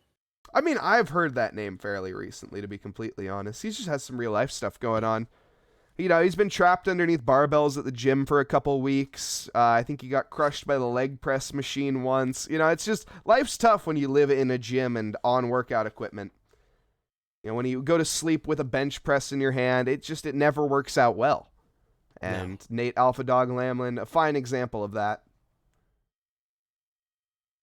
Anyways, we're going to hydrate and then meet our drivers. As we have it here. Starting off in P1, it's an Alpine 123. Ricardo Rivera, the 787 in the Puerto Rico E-Racing Club. Lined up here in P1. Next to him, Dan Brace in the 46 Ironman Alpine. Lined up on the front row. Kevin Rivera takes row 2 with the Puerto Rican, the Noobs R Us driver for 19. Pablo Navarrete, company for him, the Argentinian, in P4. Eduardo Leighton going to be 5th quickest in quali. The number 31 just driving with Gage Gonzalez in P6. Casey Schutte, the 444 in P7 with the 666 next to him in P8. Thanasis the number 26 Noobs R Us in P9 with Justin Beachley in the Beach GT, rounding out our top 10. John Hawley, 11th quickest with Darren Thomas in P12. George Elmer, going to be 13th quickest with Jeff Dallas Company in P14. Professor Cronotis in the 42 T-Swizzle 2022, the Canadian driver, in P15. Milo Stansky, 16th quickest, the 411 Porsche Motorsports, Porsche 911. Tony Danzig, P17 in the 132 for the Noobs R Us Camaro. Reggie King, 18th quickest in the 111 with Potts Weaver in P19, in the number 13, the Big Wins JG Wentworth. Alex Freeman, rounding out our top 20 with Andre Alex Afonso in P21. Aaron Miller, 22nd quickest with Casey Swan Seeger in P23. Kevin Anthony, rounding out row 12 here in the number 24 car. Randy Gross, 25th quickest, the number 55 with Adam King in P26. Zane Bliskett, 27th quickest in the 64 Janetta with Scott Sullivan Company in 28th. Jacob Church, 29th quickest in the 1 Bigley 253. Michael Cortez, 30th in the Noobs R Us Junior. Rally Dutchy, 31st in the 621 AMG Mad Fox Racing. And bringing up the back of the grid here, of course, last but not least, Yeager Karu in the Mad Fox Racing sister car, the number 20, bringing up the back. The drivers underway here for their outlap to begin 2.6 miles, of the outlap before they get underway here tonight at Zandvoort for the 40 minutes of the penultimate race.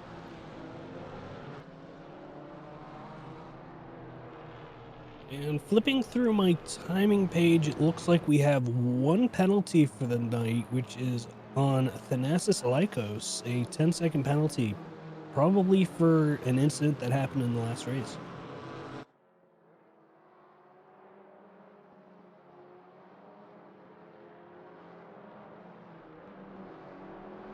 And Kevin Asker reminding me for H2O. Unfortunately, Kevin, you didn't get the memo earlier. My bottle is currently trapped behind my green screen.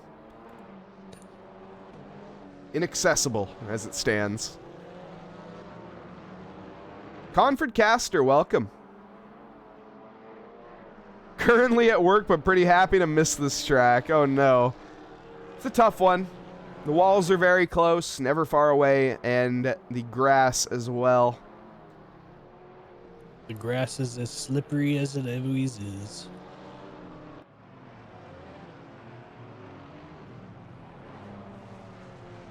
You know, Cody, Casey has really been letting us down with the P6. The only thing that he's actually ended up in P6 recently is the championship in the GT3 race. He's currently sitting 6th in the championship.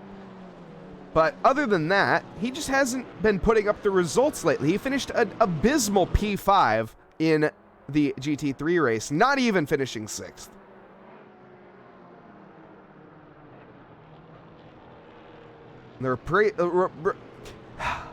Try again. The replacement load cell didn't arrive today. It should be back to action 100% for next week. It better be. Next week is the finals.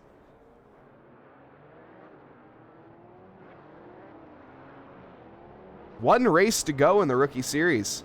Well, 2 if you count this one. This isn't the rookie, so anyways. No.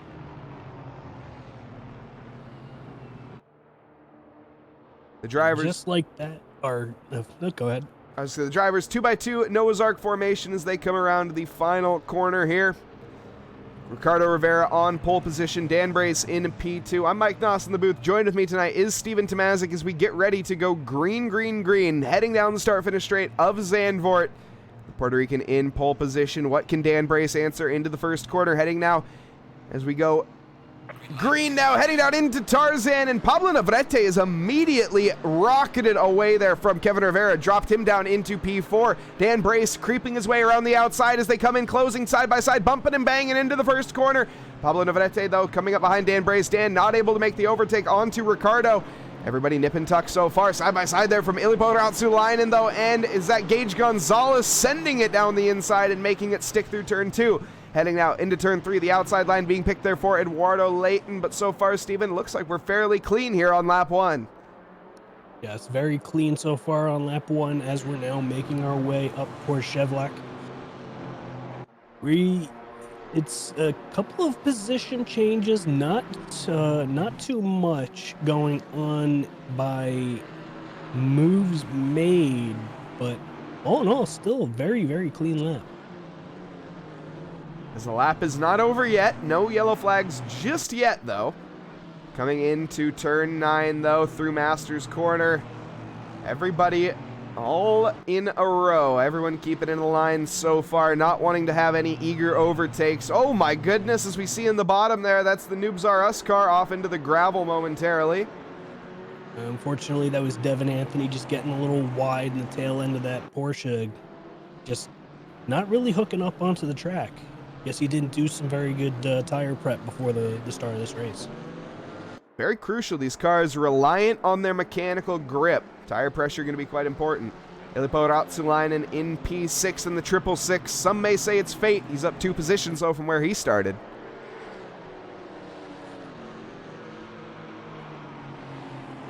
Gage as well on a climb, up 1 position, started in P6. What does he have? That's a driver that we have seen some fairly, I would say, inconsistent results from. We've seen, of course, some very good driving, but in terms of finishing here, let's take a look at what, in fact, I'm very curious what we see here from the likes of Gage Gonzalez. Yeah, not great results for the finishing. We have a P14, a P7, which is not terrible, P22 and P23. So Gage, fairly inconsistent, I would say, as he's been up at the front for a good amount of the time, but seeming to really struggle to keep it on the track. Tonight, though, doing a great job of it, and on the charge. Can he catch Kevin Rivera? And can he make the overtake?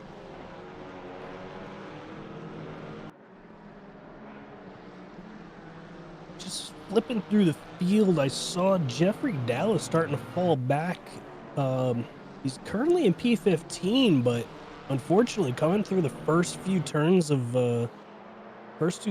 this lap, he got a little bit hung out to dry and off the racing line, which made him lose about 3 positions. You hate to see it. Never a way to start the race. We have it, though. Of course, not everyone can win on the first lap. There has to be some people that have some disadvantages. Up at the front, though, it's been very tame. Ricardo Rivera retains P1 from where he started. Dan Brace the same. Pablo Navarrete managed to make up that position we saw on Kevin Rivera at the very start, getting the jump on Kevin and taking that position before they even reached turn 1. Gage Gonzalez making up 1 position. Ilpo Ratsulainen up 2 positions.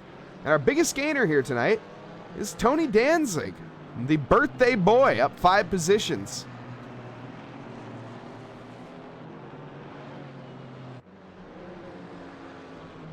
And it looks like we have our first customer for the mandatory pit stop, which is Professor Chronotis coming in very early. As we're watching the replay of Raleigh Dutchy going offline heading into Hans Earths. Very unfortunate there. Unforced error, putting the likes of Raleigh into the kitty litter.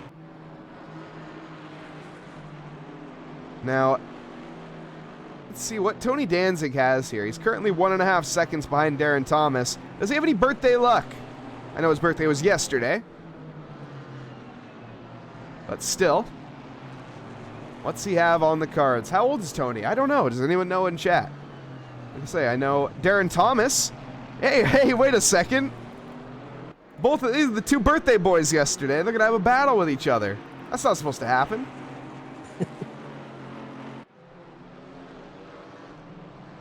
Thanasis also putting the pressure on to Justin Beachley.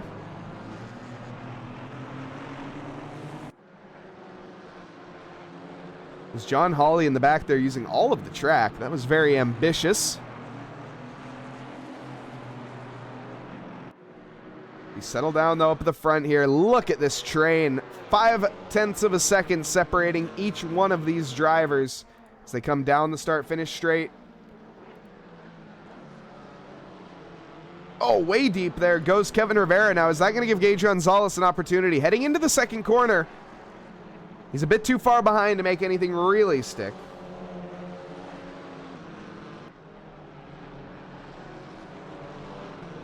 Vadik, thank you so much, as always, for being here. Appreciate it. I hope you have a great night. And Blaine Hall, he's still around. Blaine Hall's still around. A lot of these names I don't even know. I couldn't tell you what Blaine drives. I think he's doing iRacing stuff now, to be completely honest. See, that's another thing, is there are a lot of the older ACC drivers that actually moved over, older, not older in age, but older in time played. They moved over to iRacing at a certain point, so quite a few of them. I know, like Cody Wassam, we had Josh Willis also move over at one point there. I had a few others also moving over to iRacing.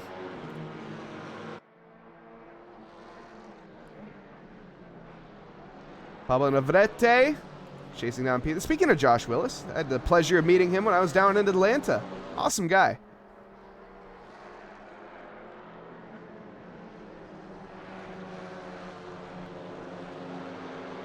Pablo here, though.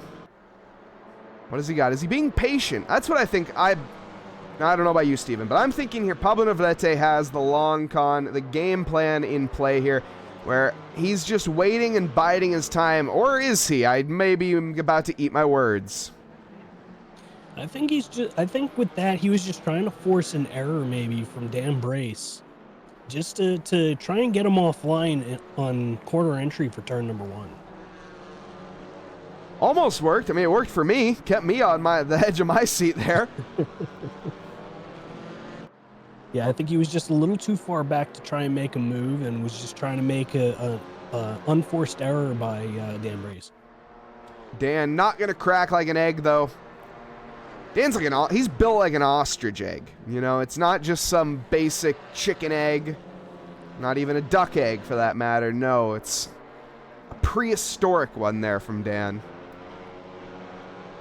What does that have any relevance to do with racing? I have no idea.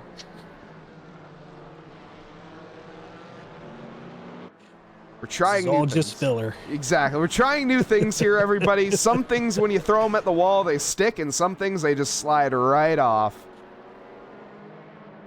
Yeah, we have Thanasis and Darren Thomas battling each other right now.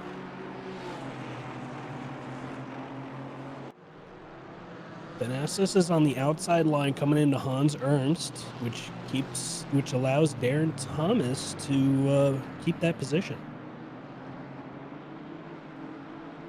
Thanasis still to serve that 10-second time penalty as he heads into the pits. He will have to serve that before he gets lifted off his jacks. Now, of course, that was picked up from a previous race. Ooh, up at the front here, Dan Brace, Pablo Navarrete getting by on the straight. Dan must have got a very terrible run onto the start-finish straight, allowing Pablo through. Now we're going to see, is he coming back down the inside? Dan's going to have the advantage, actually, into the second corner now. No, he's too far behind. Pablo Navarrete steals the position from Dan Brace. Now, is he going to fall further behind? Kevin Rivera, the next one to try. But Dan, back at it. Now heading on to this not-so-straight. Heading towards Shivlock. Not going to be any opportunities opening up here for Dan anytime soon. Yeah, now Dan Brace now needs to take, as he gets a little bit loose coming into Masters. We may see Dan pit earlier than a lot of these drivers. I think he's pushing those tires to a limit here where he's maybe not supposed to be. Track temp, 24 degrees, so not too hot, not too cold. So warmer than optimum, but all in all, fairly good. Nothing these drivers should be complaining about, I guess is what I should say. Oh, and nicely done. That's Gage Gonzalez trying to stick his nose up the inside of Kevin Rivera. Gage, though, not able to get it done, but it was a nice attempt, a great look at the very least. as he falls back behind. Looking into the final quarter as well. That's going to really hurt his run onto the start-finish straight and give him not much of an opportunity. Even with that slipstream, we can see he is already falling behind.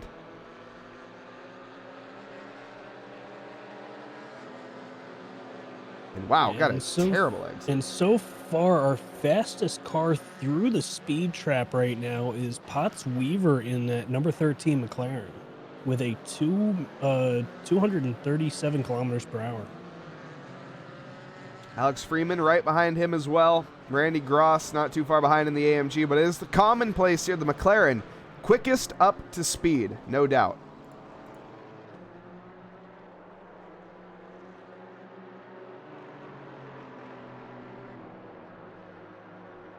Now, of course, that doesn't mean much when you have three Alpines leading the way.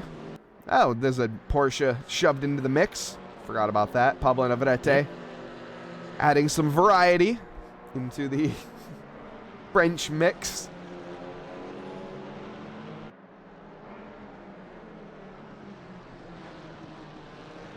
Yeah, but from what it's looking like, from P2 back, it's anybody's game. Ooh. As we see Gage Gonzalez making a move on Kevin Rivera. An elbows out pass there. Kevin Rivera not happy at all. Kevin giving him a flash of the headlights. Dan Brace also going to have a look onto Kevin down the inside, but no, Kevin fends it off for now. Oh, contact behind. Illipo outside line and taken out by Eduardo Layton. That's going to allow Casey Schutte to slip through, and is he going to work his way up to P6? I think he most certainly is.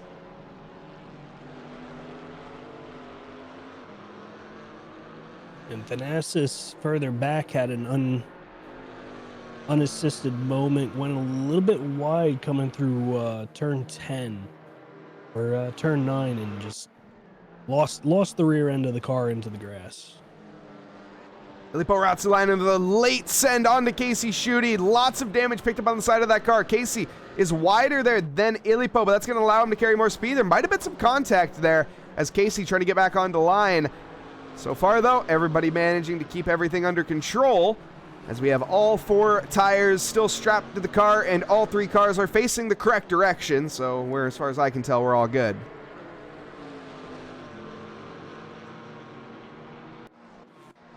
Cody Blanton joining us again. Welcome, Cody. I know you were in here earlier.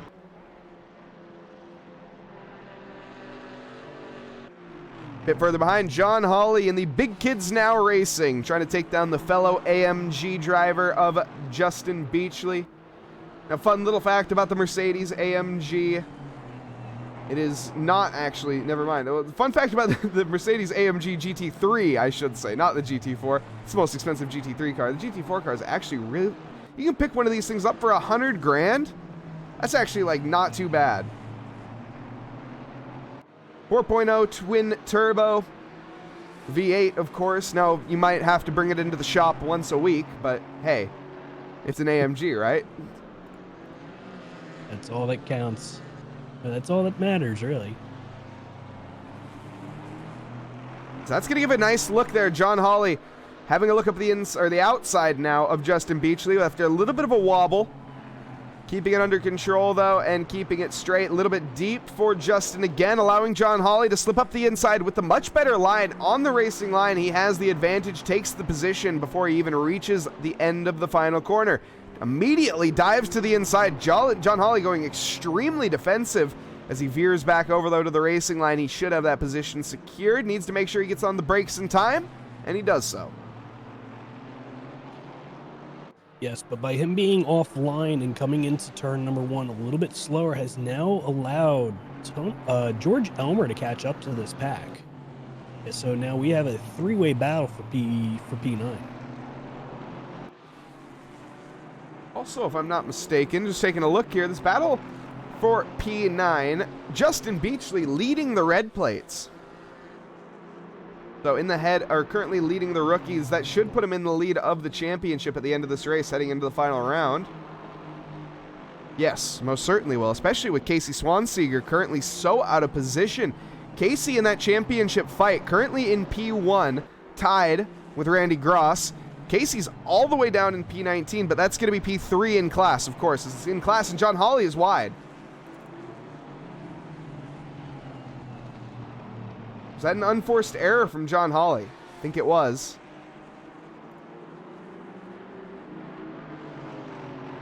But some serious maths are going to be required here for the championship. At least heading into the final round, of course. Now for the GT4 Pro category, Ricardo Rivera leading at 148 points compared to Illipo at 135. I think Ricardo has this championship secure at this point.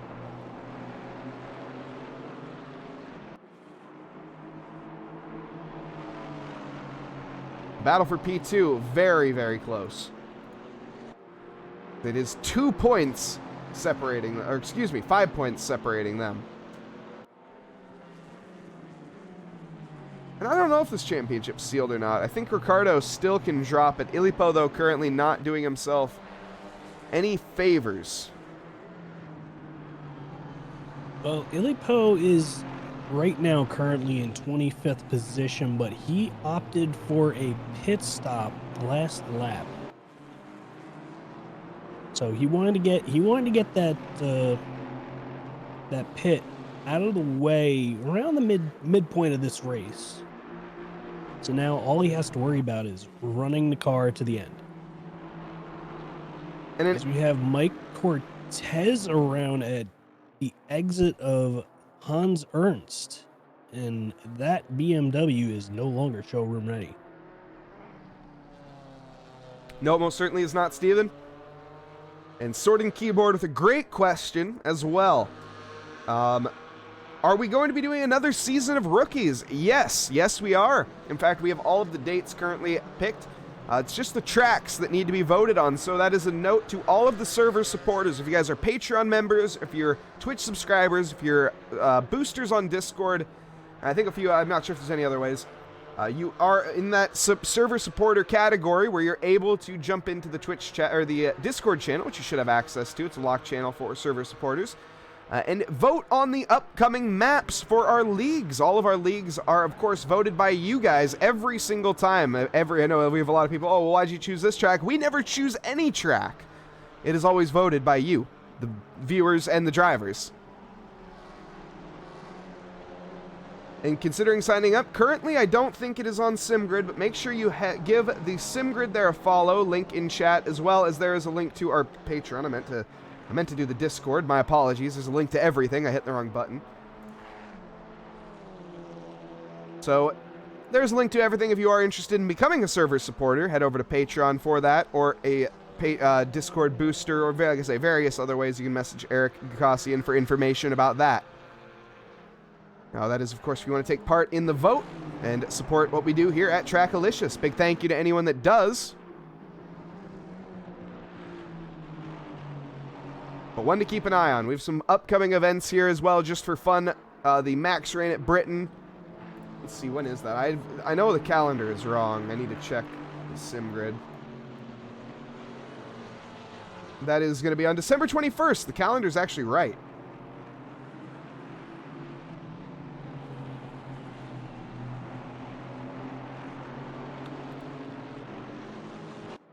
So I saw a mass pull-in for a lot of cars coming into the pits as we started seeing some of our lead cars make their way onto pit lane to get that mandatory pit stop out of the way. We still have a lot of cars still out there on track as we now have our race leader, Ricardo Rivera, in the pits, and Kevin takes over the P1 position right now.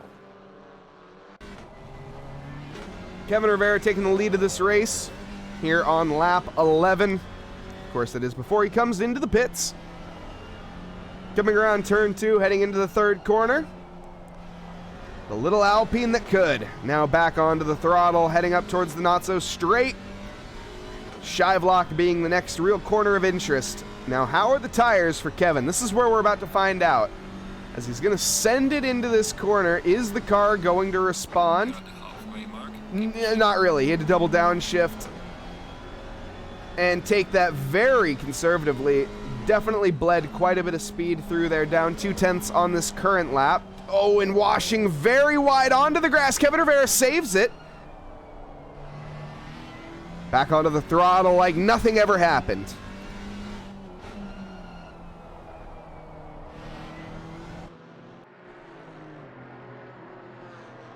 Already in the Discord and forgot. Make sure you enable those notifications if you do want to want information on the upcoming leagues. We don't spam too much, at least we try not to.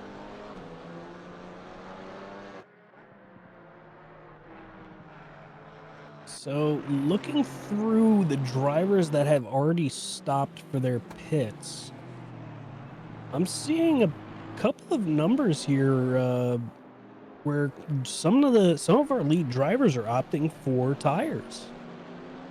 The driver that we're looking at currently, Ricardo Rivera, managed to take tires, and he's actually one of the only drivers that did. That's very interesting. In a 40-minute race, you're typically not going to need tires, but here at Zandvoort, this is one of the few tracks where, you have 14 corners, 4 of them are to the left, and 10 of them are to the right, meaning that the left-hand side of your car is going to be screaming come pit phase. This is really going to help Ricardo in the late run, and of course, the other thing about Zandvoort is it's a very abrasive track, at least in real life. I think it translates fairly well over to ACC. But a very aggressive tarmac, very large gaps between the pebbles and the rocks, meaning that you're just going to be depositing a lot more rubber than you would at a freshly paved track.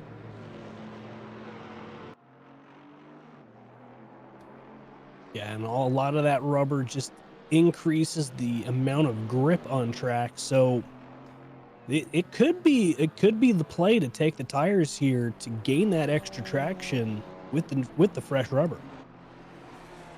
The common play here tonight, though, is no tires. I'm only seeing a few drivers opting for them. Now, of course, what does tires cost you in the pit lane? Well, it costs you 5 seconds. You have a fixed 25-second pit time for fuel, and then after that, you are allowed to take tires that cost you an additional 5 seconds. Now, it could be said that 5 seconds for your tire change. Now if you did not opt for the tires and you're now coming out, you're now putting those tires through a second heat cycle. And with those tires now cooled off in the pits and you're coming back out, they're colder, they're used, they're not going to have the grip that they would have if they were new. So you could potentially see the drivers who took tires see their cars just light up the timing page and get those faster laps down. Of course, when you don't take tires, as Steven's saying there, you put your tires through a heat cycle, meaning they cool down or they heat up a lot, and they cool back down, and then they heat up again. Now, what happens what happens there? Well, the rubber cures when you heat it up like that, and it becomes a little bit of a different compound, and when it cools back down, it becomes a very, very grainy, plasticky, it's very brittle compared to what it was before it was at that temperature, and then, of course, you're going back out, putting it at that temperature. Your tires are going to fall apart very quickly. You get a lot of graining, and that graining can lead to blistering. That was very close. Ricardo Rivera coming out there ahead of, is that Scott Sullivan? Or is that, no. Jaeger, it's one of the Mad Foxes in the AMG. I believe that. It's Rally. I think it's Rally Dutchy. Rally, okay. And when is the Trackalicious vs. Noobs R Us cage match? I hope never. I hope we can have an event together. I hope we don't have to go against each other. That seems a bit unnecessary.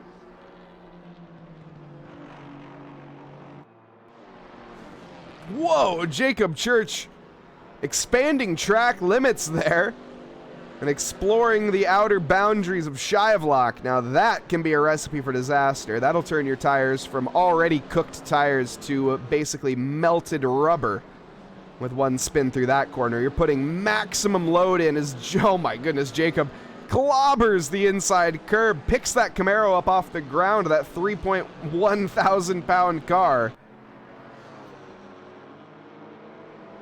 Allowing Eduardo Layton to capitalize on that mistake, and Jacob going to be overtaken, or is he going to hold the inside line? Looks like no. Eduardo through before we reach corner entry.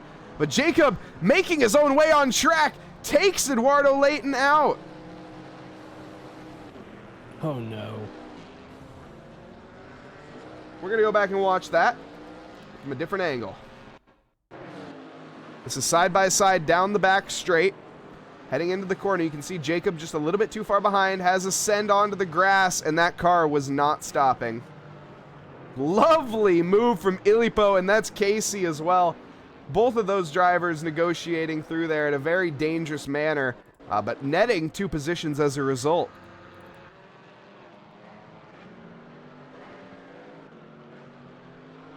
Yeah, so looking at the timing page, Ricardo Rivera taking that set of tires, like I said, has really lit up the timing board. His last lap was a 144.6, whereas Pablo Navarrete, who pitted 1 lap before him, is only doing 145.3s.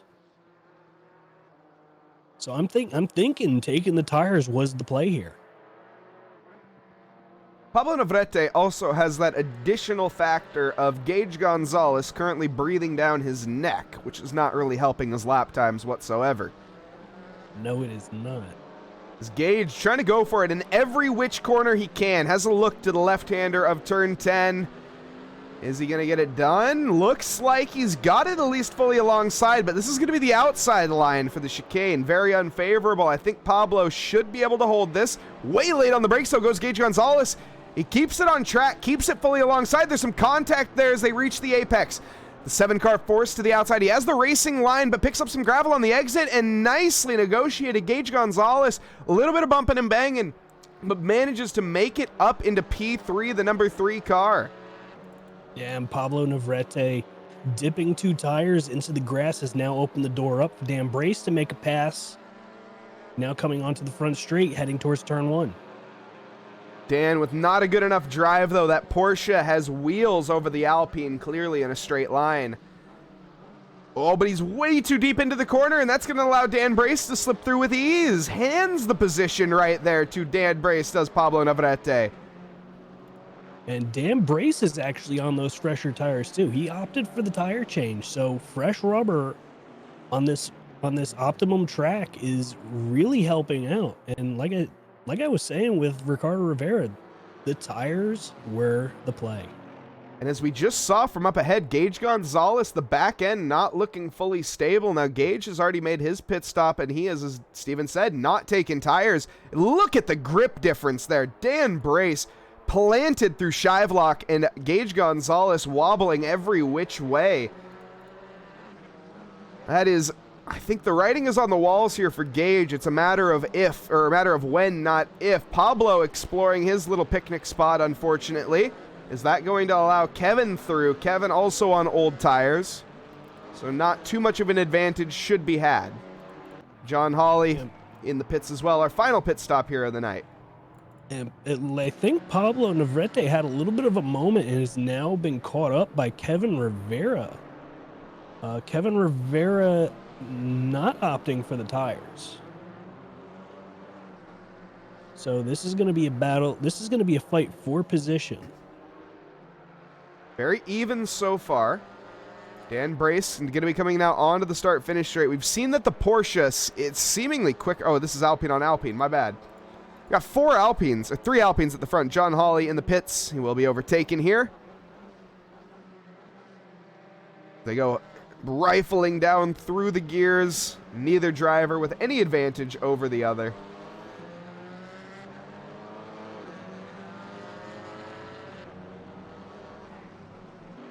Kevin, same issue. And John Hawley, oh no! Stop go 30 being picked up for John Hawley, who is not our race leader or our P2.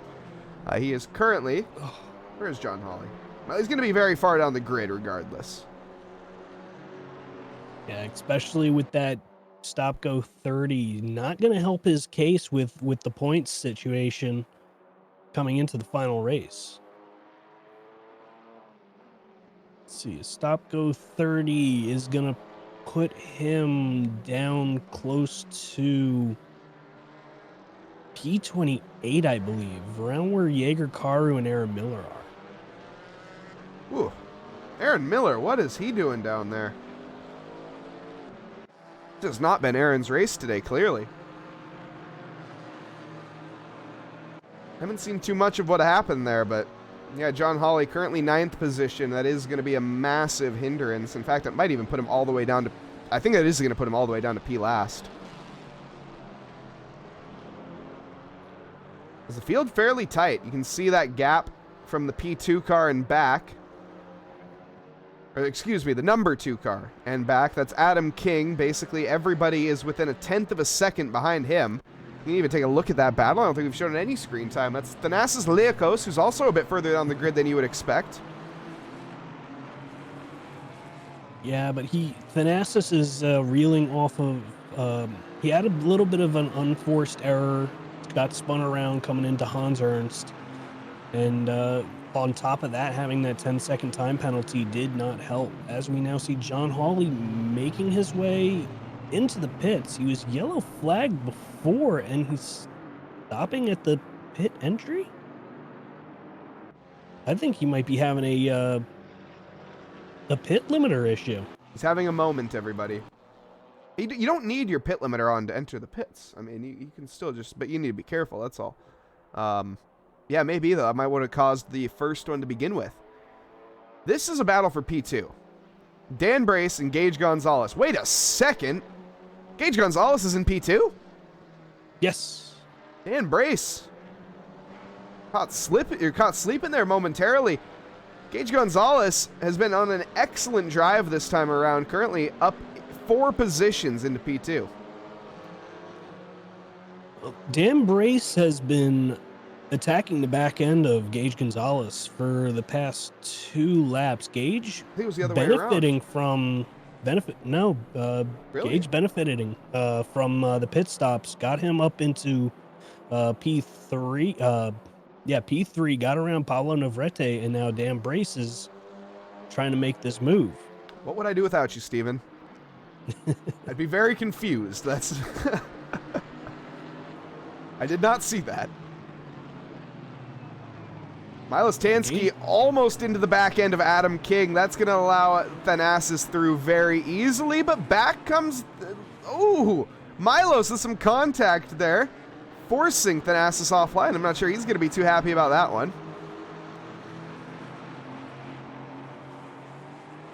That's the McLaren behind of Alex Freeman as well. And behind him, the Noobs R Us driver of Casey Swanseeger. Now, Casey, not where he wants to be tonight. P21, and he's currently leading the championship in the GT4 AM category. Now, P21 is P3 in class. His rival... Ooh. Wait a second. Randy Gross isn't here tonight, is he? Unfortunately, Kevin Rivera coming out of turn 2 got a little too hot on the spicy pedal, and we just unfortunately saw the tail end of that car just get away from him, and he slammed into the barrier before turn 3. Ooh, you hate to see it. Needs to keep it together for a few more laps. That might have opened up the door for Illipo Rautsalainen, who we haven't really been talking about today, is catching up to Kevin Rivera. This might be a top 5 finish for Illipo. Be a nice birthday present there to be had. We just saw Casey Swanseeger put it into the grass momentarily. Eduardo Layton going to take that position away. Behind him, Alex Afonso chasing down Professor Kronotis. We still have that 4-way battle going on. Thanasis all over Milos. Porsche Motorsports Porsche, though, able to hold on so far from the Noobs R Us car. Oh, and this might be it, though. This is down the inside. Are we going to see a repeat of what we saw last time around? No, Thanasis able to do it cleanly. Milos not able to respond. In fact, Alex Freeman's going to have the outside line to the chicane. He has a massive overspeed. Is he going to get it done before corner entry? It looks like he was pretty far ahead. Late on the brakes, though, goes the Porsche. Keeps it on track and keeps the position. Nicely done there for the 411.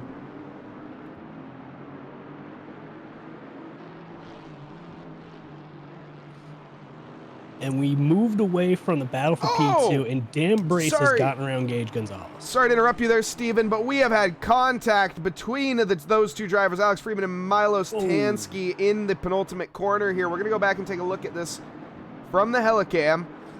So this is Milos behind, or ahead. No, Alex Freeman in the McLaren has a look on a corner in which you don't really have a look on. The thing with that is you go down the inside there, you're just compromising your exit down the start-finish straight. There's no way you're really going to make that overtake happen. unless the other driver goes off the track, and the only way he would is if you forced him there. I think that was a poor choice to be had there, to say the least. And I'm sure the stewards will be taking a look at that. And John Hawley getting out of the car and coming into the chat saying he pushed the ignition instead of the pit limiter button. Well, I have a so he stalled the car out at pit entry. I have a feeling he's going to be rebinding that one soon.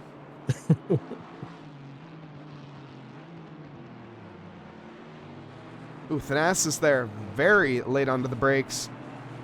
Gets it stopped in time, but has to come to almost a complete stop to do so.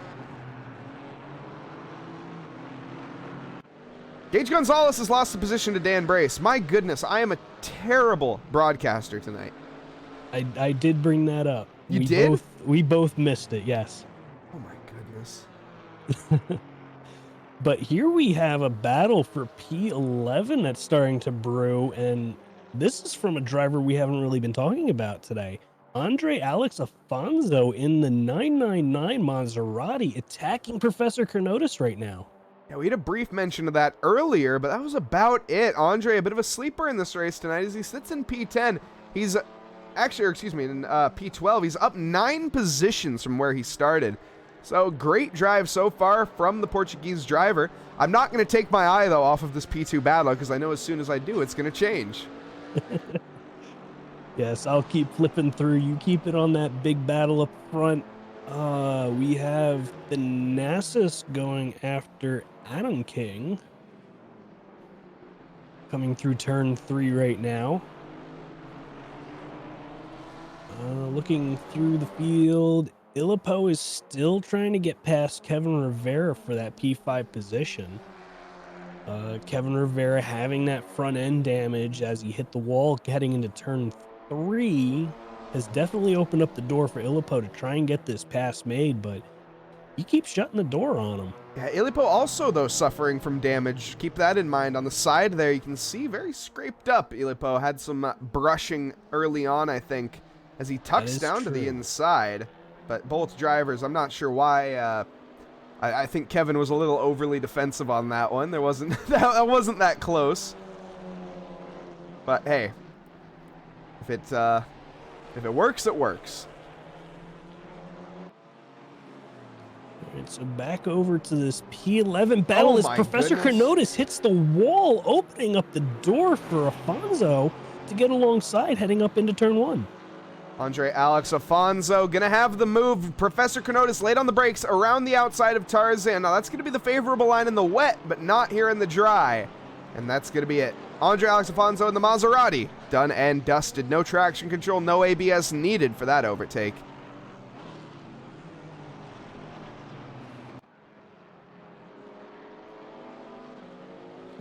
I moved to that battle I timed that perfectly. I'm happy about that. We've had a couple synchronicity. I don't know what that is. That the right word? We've been in sync a couple times. Yes. All right. So now Professor Carnotis is now under attack from George Elmer. I think Andre Afonso is going to keep that position in P11 as he's now trying to make his way up to Beachley, and now attacking the rear bumper of Beachley. Got a little bit of rear end looseness coming out of turn 10, and now coming down into Hans Ernst, right on the bumper. I think he might have another position made up by the end of this race, which is. We are on the final lap. I was about to say, he needs to make a hurry up if he's going to do that because he's running out of time. He has 1 lap left to go. Can he do it down the start-finish straight? That's going to be his best opportunity that he has, Andre Alex Afonso. But he's too far behind. I'm just going to call it as it is. He's way too far behind to make a move coming down the start-finish straight. He might close up that gap, but he has a look to the inside. That's not going to help him. He's way too far back to have any sort of thought at all. Whoa, Carnotis there, and that was a back marker, I think. No, that's a position, George Elmer. I'm not sure who was ahead at this engagement, but these two have seemingly found each other. I believe Notice was ahead of Elmer, and Elmer is trying to get the position. Also, Ilipo Ratsulainen takes P5. I think Kevin Rivera has made a mistake. Here's the battle between Kevin. This is a replay. Ilipo putting the pressure onto Kevin. Kevin runs wide all by himself through Shivlock, and nicely done. He is able to make it through.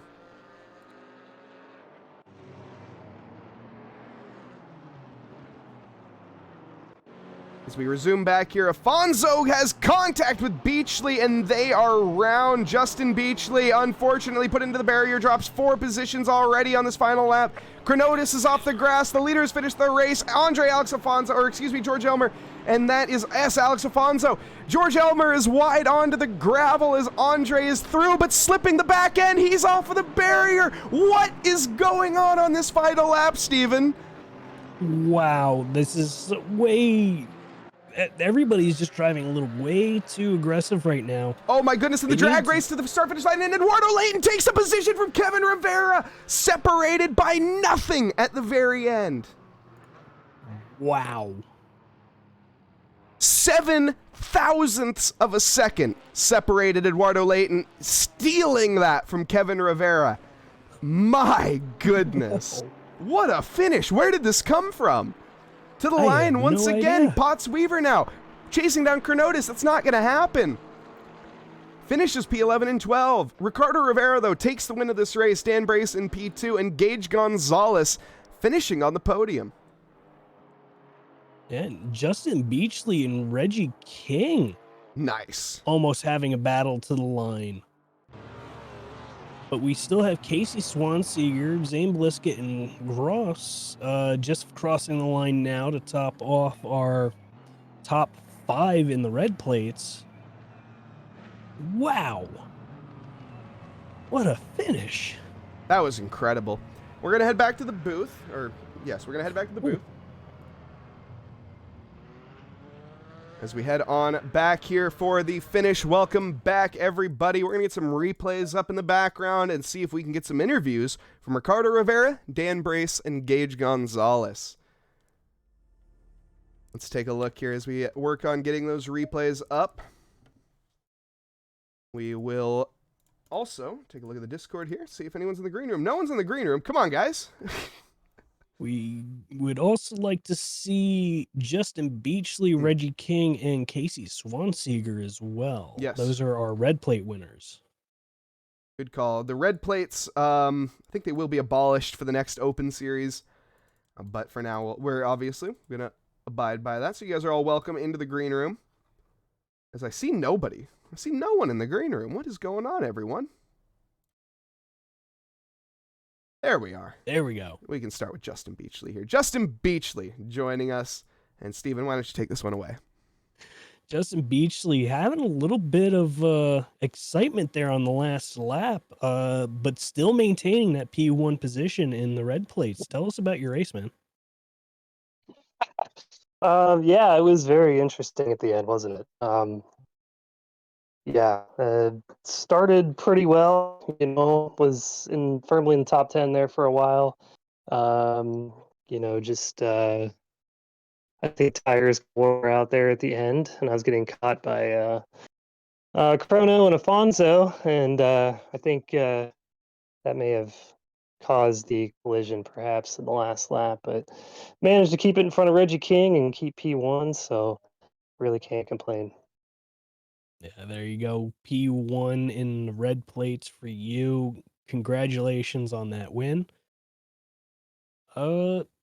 Still not seeing anybody else join in the green room yet. No, I think we're just going to close the stream down then at this point, unfortunately. Justin, congratulations on your P1. In fact, congratulations on taking the lead in the championship standings heading into the final race. That's got to feel pretty good. Oh, yeah, I was looking at the standings after they got published today, and, I saw I was in third, and I'm like, well, if I, do well the last 2 races, I might be able to snag it, but yeah, nice to be in first now. Awesome. Great job from you, Justin, and but looking forward to seeing you out there next time and maybe taking the win in this championship. Yep, me too. Looking forward to it. Thanks, guys. Yeah, thank you, Justin. And thank you once again to chat.